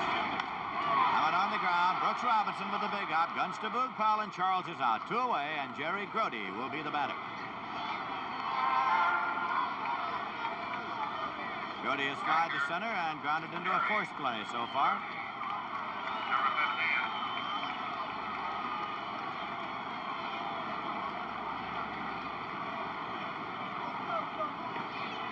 It was Grody's fly ball to left, misjudged by Buford, which became a double and the winning run in the 10th inning yesterday. Here's a ground ball to short. A big hop up to Belanger, across to Boog Powell, and the side is out.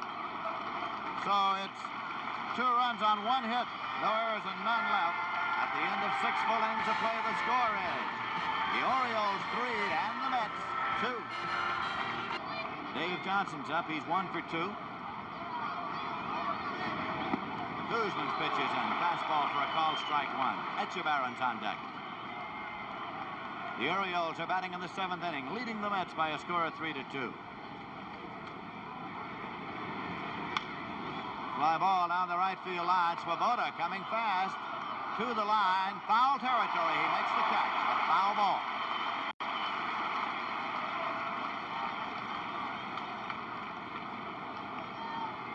Catcher. 1 man out, and Andy Echeverron coming up now. He's grounded into a force play and grounded out second to first. The outfield defense shades him to go to the opposite field. Mark Belanger's on deck. Fouled off the end of the bat. Strike 1. Swung himself out from underneath the helmet. There you can see Agee out in center, shaded over toward right. And right fielder Swoboda moved toward the line against the right-hand batter. The only concession that manager Earl Weaver makes to platooning is that of Echeverron and Elrod Hendricks. Foul off and back into the seats out of play, and the count goes to 2 strikes to Andy Echeverron. He bats number 7 in Earl Weaver's Baltimore batting order. The Birds want to win this one and take the World Series back to Baltimore, where they'd need only a winning streak of 2 games in their home park to clinch the World's Championship. Swing and a miss. Guzman gets his 5th strikeout of the day. 2 men out, nobody on base, and Mark Belanger's coming up. Singled and later scored in the 3rd inning. He was on base when McNally hit his homer, and Belanger flied out to right in the 5th inning. Guzman now has retired 12 of the last 13.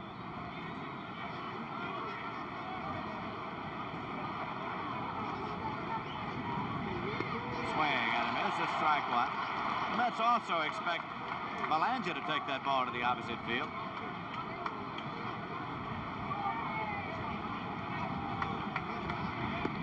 That's zipped in a little low, and it's 1-1. Orioles got all 3 runs in the 3rd inning. That's McNally on deck. He hit a 2-run homer, and then with 2 men out, Frank Robinson hit a home run. Foul back and out of play. 1-2 is the count.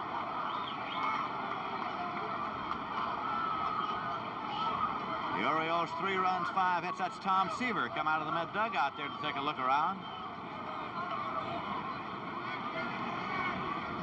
The Mets keep Tug McGraw throwing down in their bullpen. Here's a 1-2 pitch, and it's hit on the ground to short. Big hop up to Bud Harrelson. Guns across to Clendon, and Belanger's out. The side's retired. No runs, no hits, no errors, none left. And in the middle of the 7th inning, the score is Baltimore 3 and the Mets 2. Tony Kubek. With me, the famous band leader and pianist, Peter Duchin. Peter, how you enjoying the series? Oh, it's just fantastic. I just hope we can get 1 more run, and quick. I'd rather not have to sweat it. You are a Mets fan then. Sure I am, absolutely. Peter Duchin, thank you so much. Right Thank now, you, Tony. let's go back upstairs. All right, it's Al Weiss leading off for the Mets. Koosman bats second in the order here in this inning, and McGraw's throwing in the bullpen. The pitch to Weiss is in for a called strike. Weiss has lined out to short and grounded out short to first so far today. Facing Dave McNally.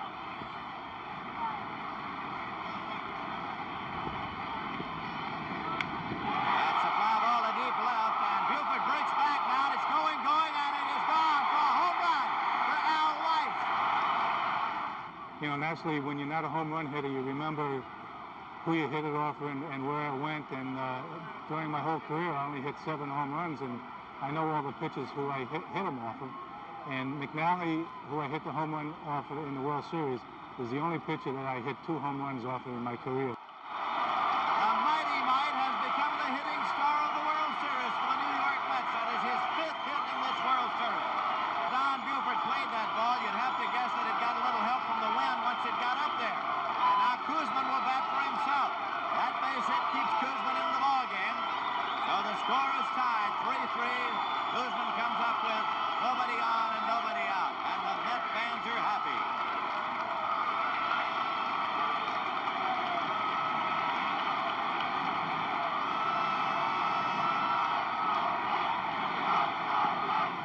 Swing on a miss. It's strike 1.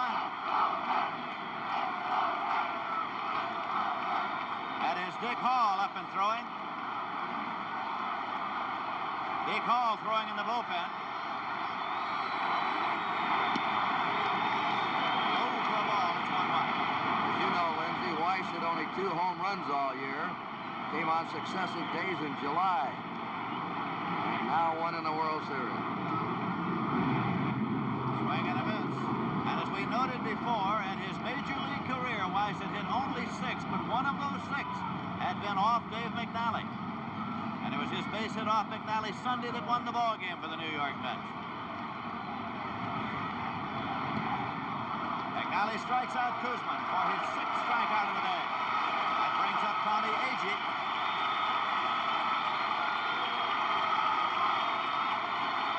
Agee today walked, stole second base in the first inning, flied to center, and bunted his way on in the 5th when Brooks Robinson tried the barehand play with 2 men out. It did not come off, and Agee was credited with a base hit. The chant is Agee. Alley's pitches in for a called strike. Mets are batting in the bottom half of the 7th inning, and the score is tied at 3-3.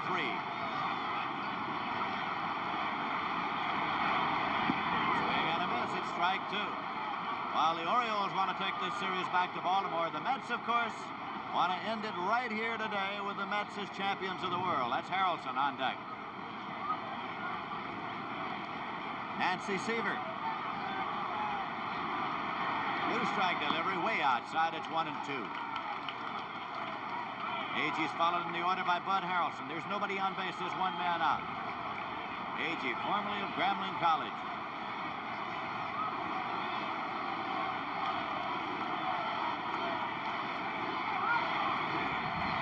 Ground ball foul back at third.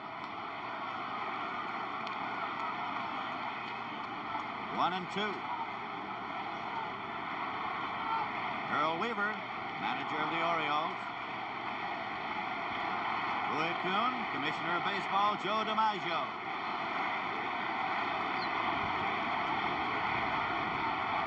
One-two pitch. Foul back. It's out of play, and the count holds at 1-2.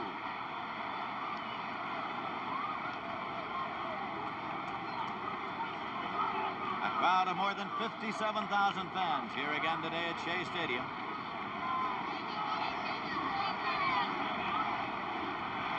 McNally's 1-2 pitch. Foul off, out of play in the lower field boxes.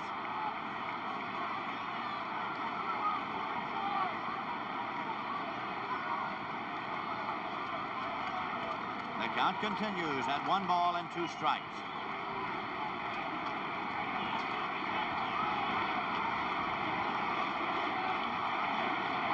Outside, the count goes to 2-2.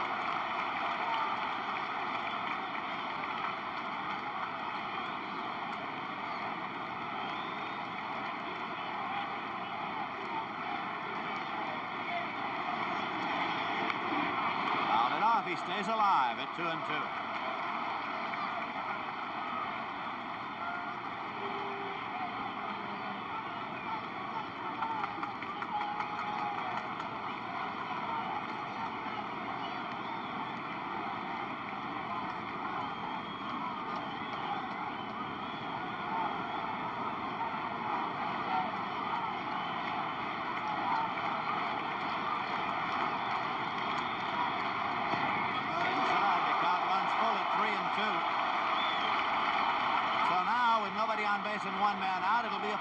pitch to Tommy Agee from McNally, who has struck out 6 and walked 2. 3-2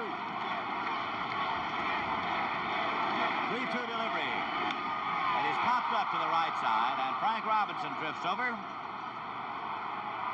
Puts it away. There are 2 men out. Bud Harrelson is coming up for the Mets. He has struck out, and flied to center.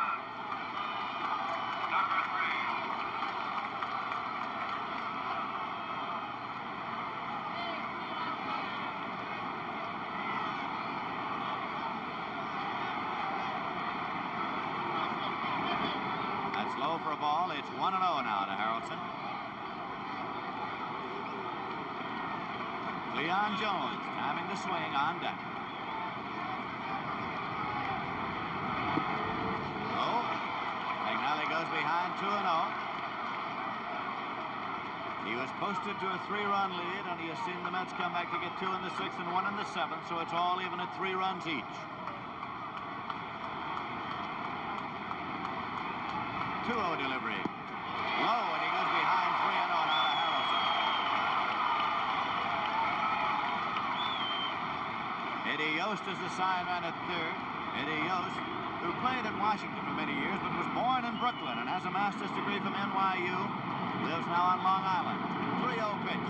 He was taking all the way, and it's in for a call, strike 1. 3-1. Eddie Yost was never with the First Place Ball Club until 1962. A few days with the Los Angeles Angels. Swing and a miss, and it's 3-2.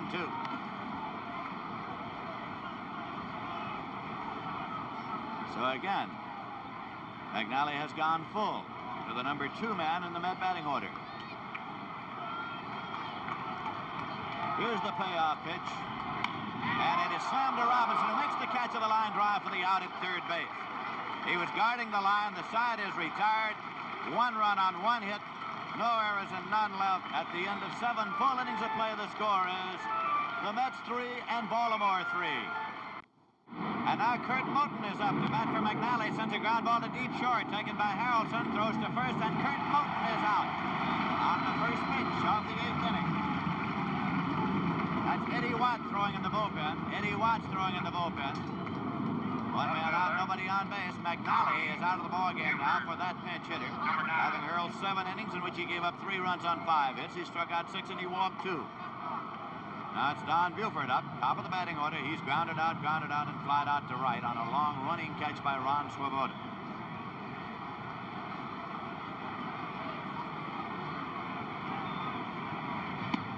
That's high and away for a ball.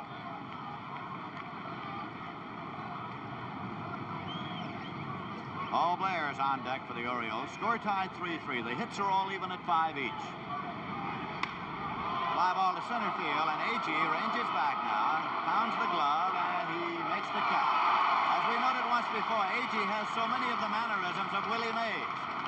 It's not by accident. They're both from the state of Alabama, but strangely enough, they never met until Agee came over from the American League to the Mets last year, and they played the San Francisco Giants on opening day. And it's the first time that Agee ever met Mays. Paul Blair's up. Fly to center, struck out swinging, lined out to center field. Slow breaking pitch. Took a lot off that one. Low out of the strike zone. It's ball 1. Frank Robinson's on deck. That is a long foul ball down to the left field corner off the facade of the mezzanine deck, which is over the press deck, right up there. Off that facade, right there. The thin deck is the press deck. Logies below and the mezzanine above. 1-1 to count to Blair. It's high. 2-1. Paul Blair was the property of the New York Mets in 1962 in the Instructional League. He and Cleon Jones were roommates. 2-1 pitch. High and away. So now Guzman goes behind. 3-1 to Blair with Frank Robinson on deck. You can see Ed Charles there guarding the line, trying to protect against the extra base hit right here. 3-1 delivery. And it's deep short. It'll be a long throw for Harrelson, and in time. What a play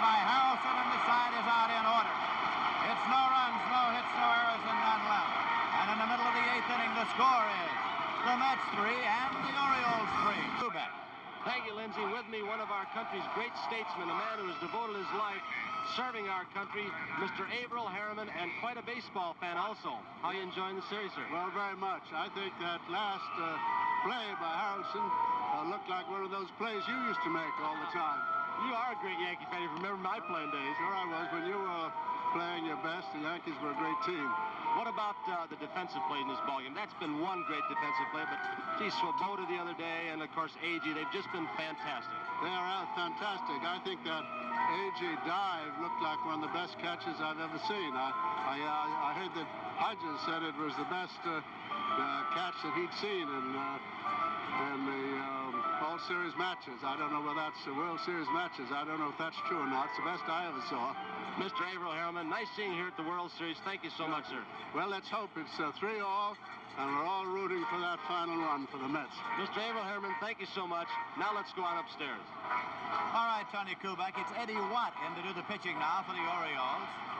He pitched 2 scoreless innings yesterday, in which he allowed only 2 hits. 1-5, lost 2 during the regular season with an earned run average of 1.65. And Eddie Watt was credited with 16 saves during the regular season. He led the Orioles in games. He was in 56. Cleon Jones will lead off for the Mets coming up here in the bottom half of the 8th inning.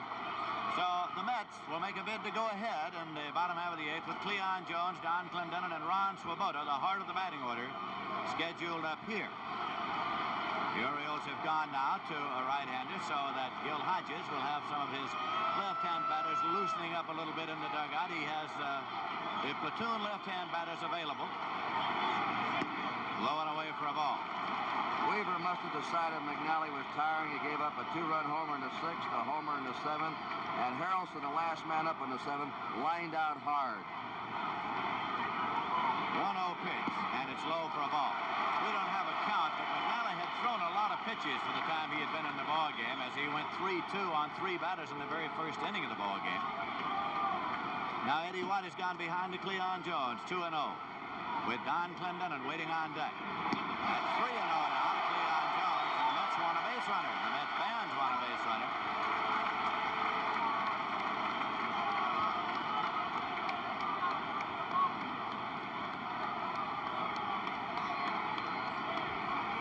Dave Leonard's up and throwing again in the bullpen now for the Orioles. The right-hander Dave Leonard. 3-0 pitch. He was taking all the way, and it's in for a called strike. 3-1. That's Leonard now up and throwing. Score is tied 3-3. Mets are batting in the bottom of the 8th. 3-1 delivery to Jones. Swung on, hit in the air to center field, and Blair's going back. It's going, and it is off the wall in play. And Jones is standing up at second with a double.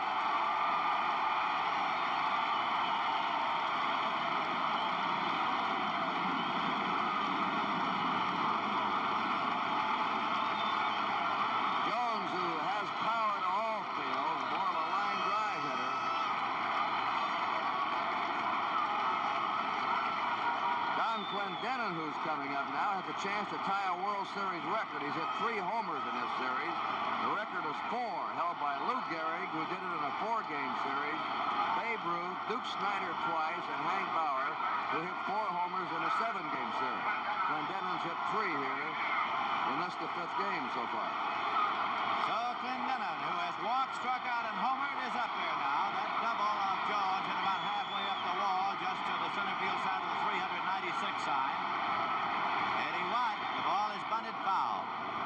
Gil Hodges putting on the bunt sign. We pause briefly for station identification. This is the NBC television network.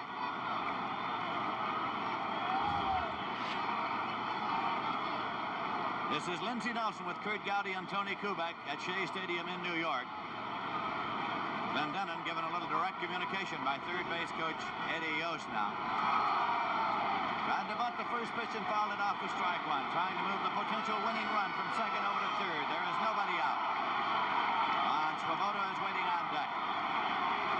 Squares again. Bunts the ball foul back into the seats and out of play. So twice they've tried to move the runner over, and twice it's been fouled off. You know, Lindsey, Blair really played that carom off the wall perfectly. He got a bad carom there angling away from him. Jones might have had a triple. He did. He played just as perfectly as it could have been as he turned didn't charge it so that it could come off the wall past him. He waited for it. Now the count has gone to 2 strikes to Clendenin.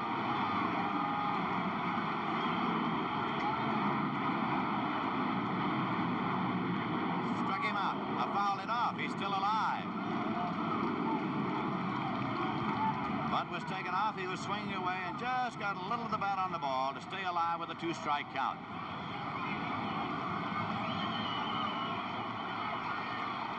It was a 2-2 pitch that he hit for the home run in the bottom half of the 6th inning that provided the Mets with their first 2 runs of the ball game.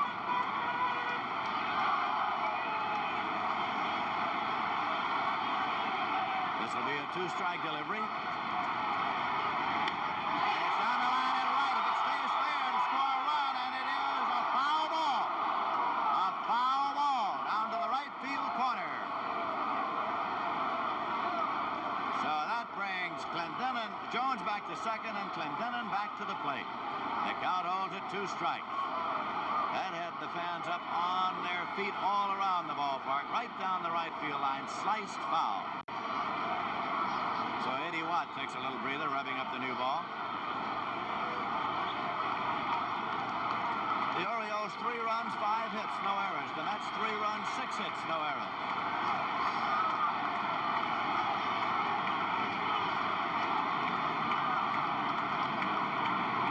Two-strike pitch.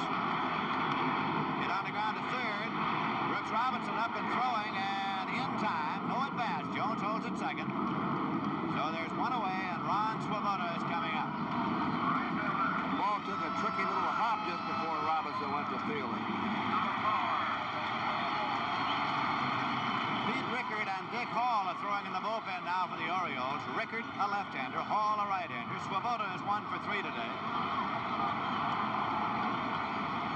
That's Hall over near the wall. Rickard, the left-hander.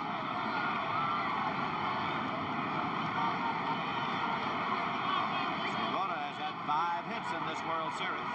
Nobody's had more.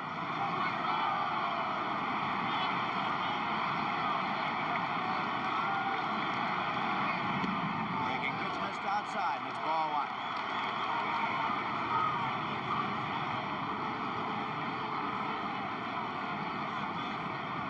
Leon Jones at second base with 1 man out.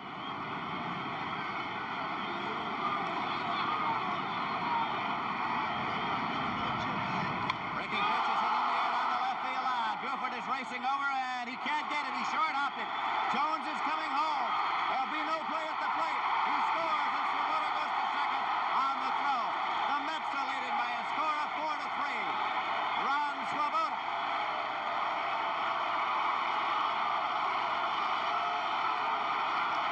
Look at it again now. Watch Don Buford. Buford gives us a real try. But can't get to it. Traps it. And desperately throws the ball, and on the throw to the plate. Here's the swing by Ron Swoboda, who comes up with his second hit of the game. Right in there to him. So the Mets have scored 2 in the 6th, 1 in the 7th, and now have gone ahead with 1 in the 8th. Now it's Ed Charles coming up. High chopper, that's in foul territory, and it's ball 1.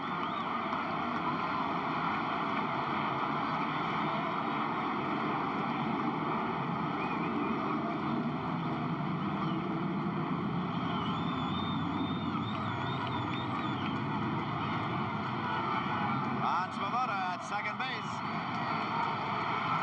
Count of strike 1 to Ed Charles, with the Mets leading by a score of 4-3 in the bottom half of the 8th inning. It's high and tight.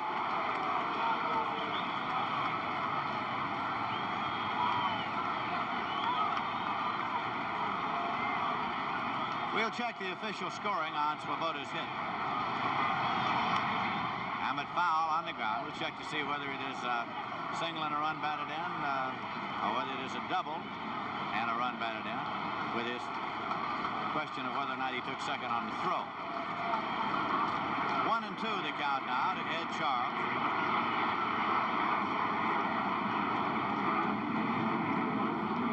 Scored as a a double and a run batted in for Ron Swoboda. His second hit of the ball game. This will be a 1-2 pitch now to Charles. Breaks low, and it's even at 2-2. Charles is followed in the batting order by Jerry Grody.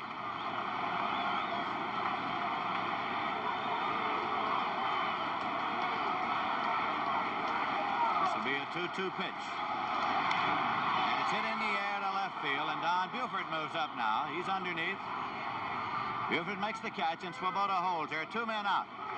Jerry Grody will be the Met batter.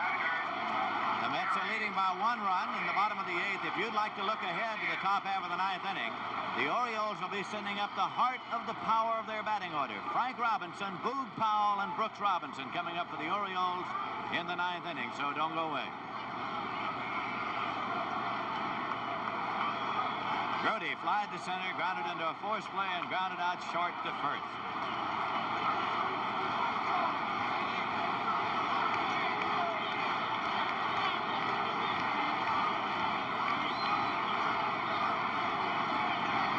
Breaking pitch is high, and it's ball 1.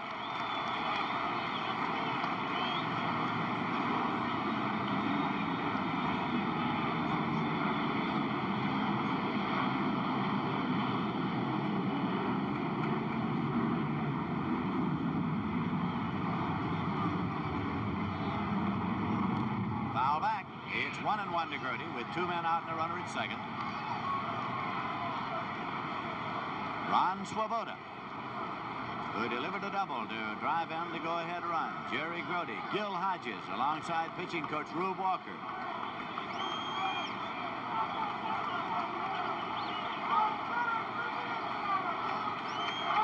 Watt has walked off to the grass of the infield there so that he can work on the baseball a little bit and go to his mouth without penalty.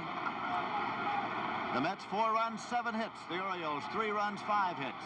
Game number 5 of the 1969 World Series at Shea Stadium in New York. This is a 1-1 pitch. And it is hit to first base off the glove of Boog Powell. And now he is safe. And here comes Swoboda to the plate. He scores. Eddie Watt coming over to cover was behind the runner. And Powell tried to toss it to him. He's safe at first. A run batted in, and the Mets lead by a score of 5-3. Earl Weaver with George Bamberger, his pitching coach.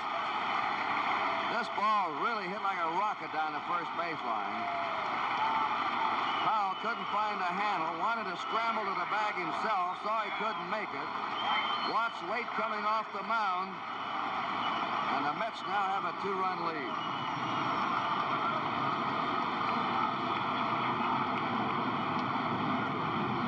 Swoboda, you saw crossing the plate. Back to live action. Al Weiss is up now. There's an error charged on the pitcher. Here's a swing and a foul ball back and out of play, and it's strike 1. On the scoreboard, the sign was flashed that the error was charged on the pitcher. We'll check that. It's an error first base and an error pitcher. Error on Boog Powell for allowing the runner to reach first, and an error on the pitcher for allowing the run to score. 2 errors charged on the play. 1 on Powell, 1 on Watt. And the Mets are leading by a score of 5-3. Foul back and out of play. 2-strike count. Al Weiss up there, the mighty Mite, has 5 hits in the World Series, including a home run today that tied the score. Who would ever have thought that Al Weiss would be the hitting star for the New York Mets? One of the great glove men, made a great contribution all year long.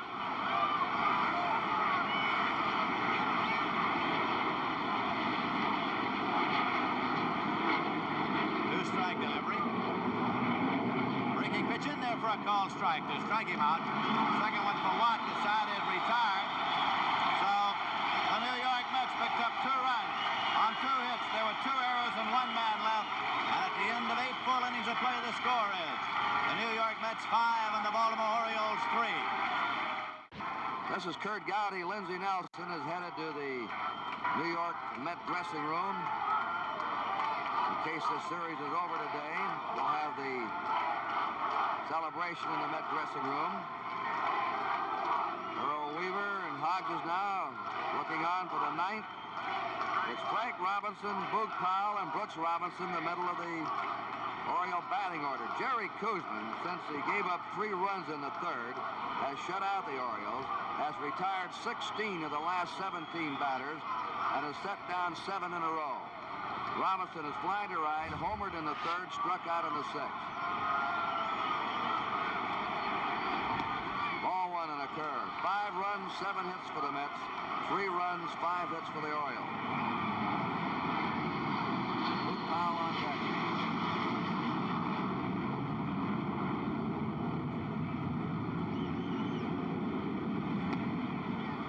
Ball 2. If the Mets do hold on to this lead, it'd be hard to pick out their hero. They've had so many of them. One of them right there, Don Clendenin, Tommy Agee, Ron Swoboda, Al Weiss, their pitchers. McGraw and Taylor, McGraw left-hander, Taylor a right-hander, are in the Met bullpen in case Koosman weakens.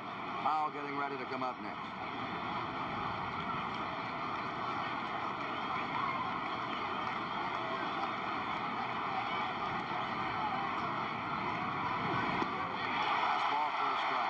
Who lost 89 games last year, finished 9th, are 3 outs away now being the world champion.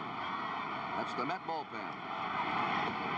Ball 3, 3-1 to Frank Robinson.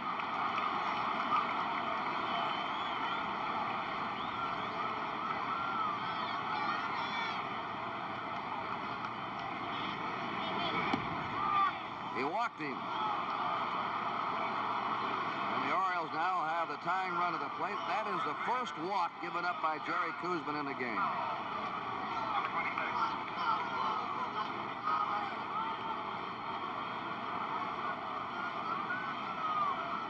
Powell is flying to left, struck out, single to left.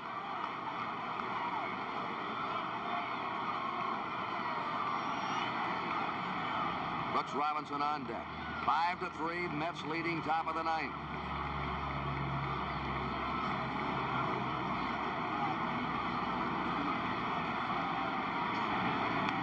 Strike 1.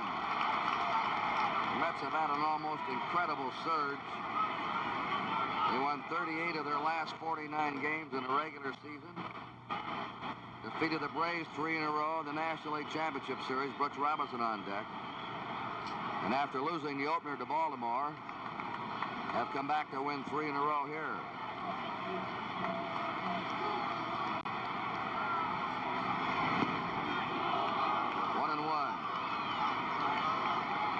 And here at Shea Stadium, they have won 28 of their last 33 games they played.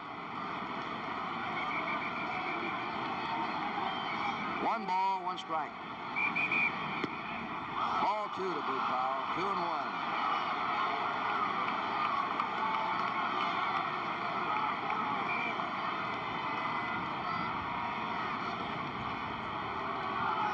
Frank Robinson at first, nobody out. Bounding ball to second. The throw is for 1. Robinson going in hard. Trying to take Harrelson out. They're booing him, but that's the way he should run the bases. Powell on first, 1 down. Brooks Robinson is grounded to short, flying to center, flying to left. We're going to have a runner for Boot Powell.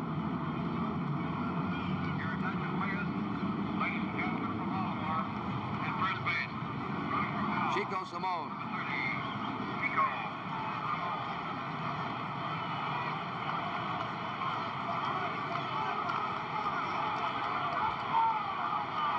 So it's Simone on first now. 1 out here in the 9th. A strike to Robinson. Powell's have the only hit. There's Dave Johnson on deck. Powell's have the only hit off Koosman since the 3rd. Strike 2. 0-0 and 2.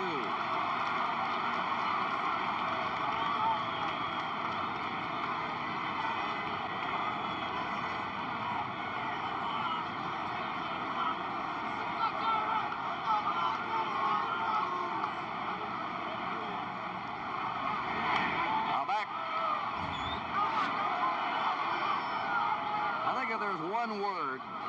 describe this Met team, it's inspired.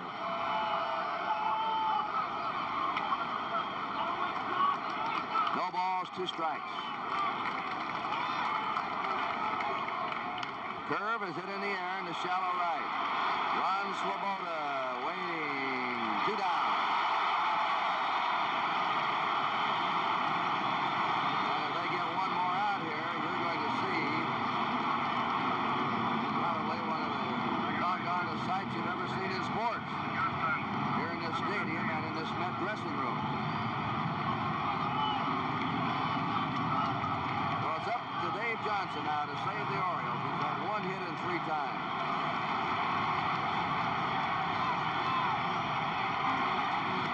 A ball to him. The Orioles led 3-0 going to the 6th. That's a Barron on deck. Mets scored twice in the 6th, once in the 7th, and 2 in the 8th. A strike, 1 and 1.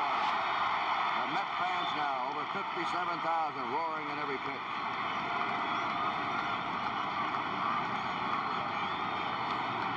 Gary Kuzman of Morse, Minnesota. Outside with his breaking pitch, 2 and 1. Beat the Orioles Sunday 2-1. Leading right now 5-3 with 2 down. Simone on first.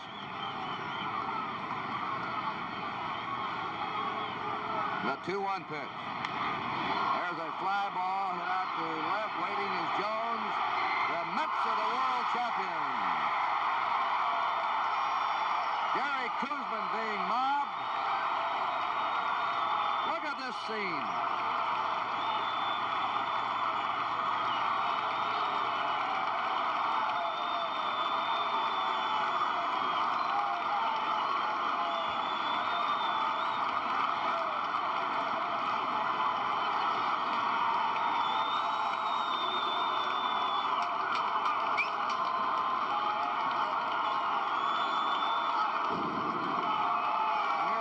Ballpark apart when the Mets clinched their division pennant against the Cardinals. Here's the Met locker room. The Mets had 5 runs, 7 hits, no errors. The Orioles 3 runs, 5 hits, 2 errors. Sport Magazine has declared Don Clendenon as the outstanding player of the series. And he wins himself a new dog. And it was a come-from-behind victory for the Mets today. They were trailing 3-0. The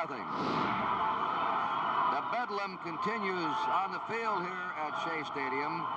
And there's also bedlam in the Met clubhouse. And let's switch down now to Lindsey Nelson. All right, and here in the clubhouse, it's bedlam, too, as Mrs. Joan Payson, the principal owner of the New York Mets, is here. Congratulations. It's yours, Gil, isn't it? And the commissioner of baseball, Mr. Bowie Cohen, is here. Lindsey, this is my most proud moment as commissioner. This is my opportunity to present to Mrs. Payson and to Gil Hodges, who are the 2 most responsible people for this team of destiny, for its accomplishment as world champion. I cannot tell you how proud I am of you, Mrs. Payson, Gil, of you, of your ball players. Every one of them made a contribution to this, every last one of them. And they can be proud of this because in beating the Baltimore Orioles, they beat the best darn ball club around they could beat. And I'm very proud of them. This then goes to the Mets.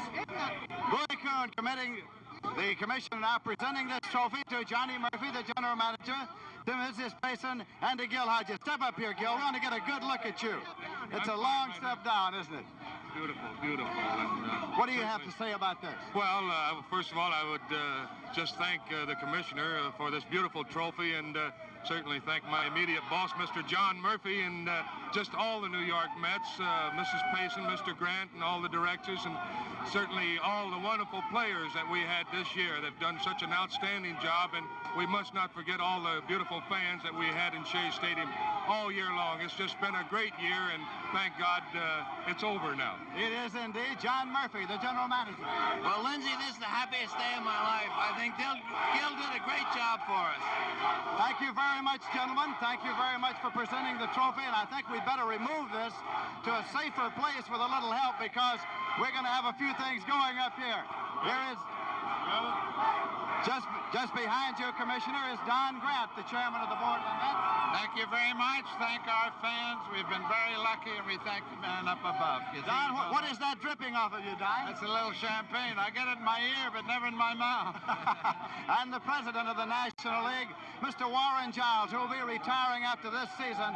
Warren, you picked a great season to go out on. This is the greatest thing that's happened to baseball, the greatest thing that's happened to the National League, and the greatest thing that's happened to me. Wonderful. Last year. Wonderful. And you sound like you really believe it. And here's Mrs. Gil Hodges. Hello, Joan. She was here. He was here. See, oh, I just can't believe it. It's been a year of miracles, and it's marvelous. Really, really It marvelous. is indeed. And Herb Walker, the executive vice president. Unbelievable. Unbelievable, Nelson.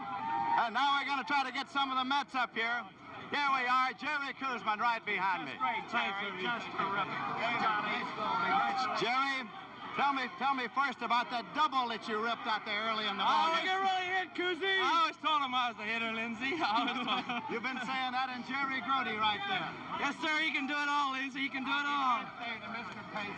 And right here behind us. Yes, sir. Is Miss. Well, I'll tell you. I was going to say happy birthday to Mr. Payson. Let's get Don Clendenin up here. Don, what did you hit on the 2-2 pitch? I think it was a slide. I'm not sure. Slide or curveball. Didn't really care, did you? No, I didn't really care. Don, you had a great World Series. Thank you very much. I would like to have done better. But like I told everybody from the very inception that we're a great ball club.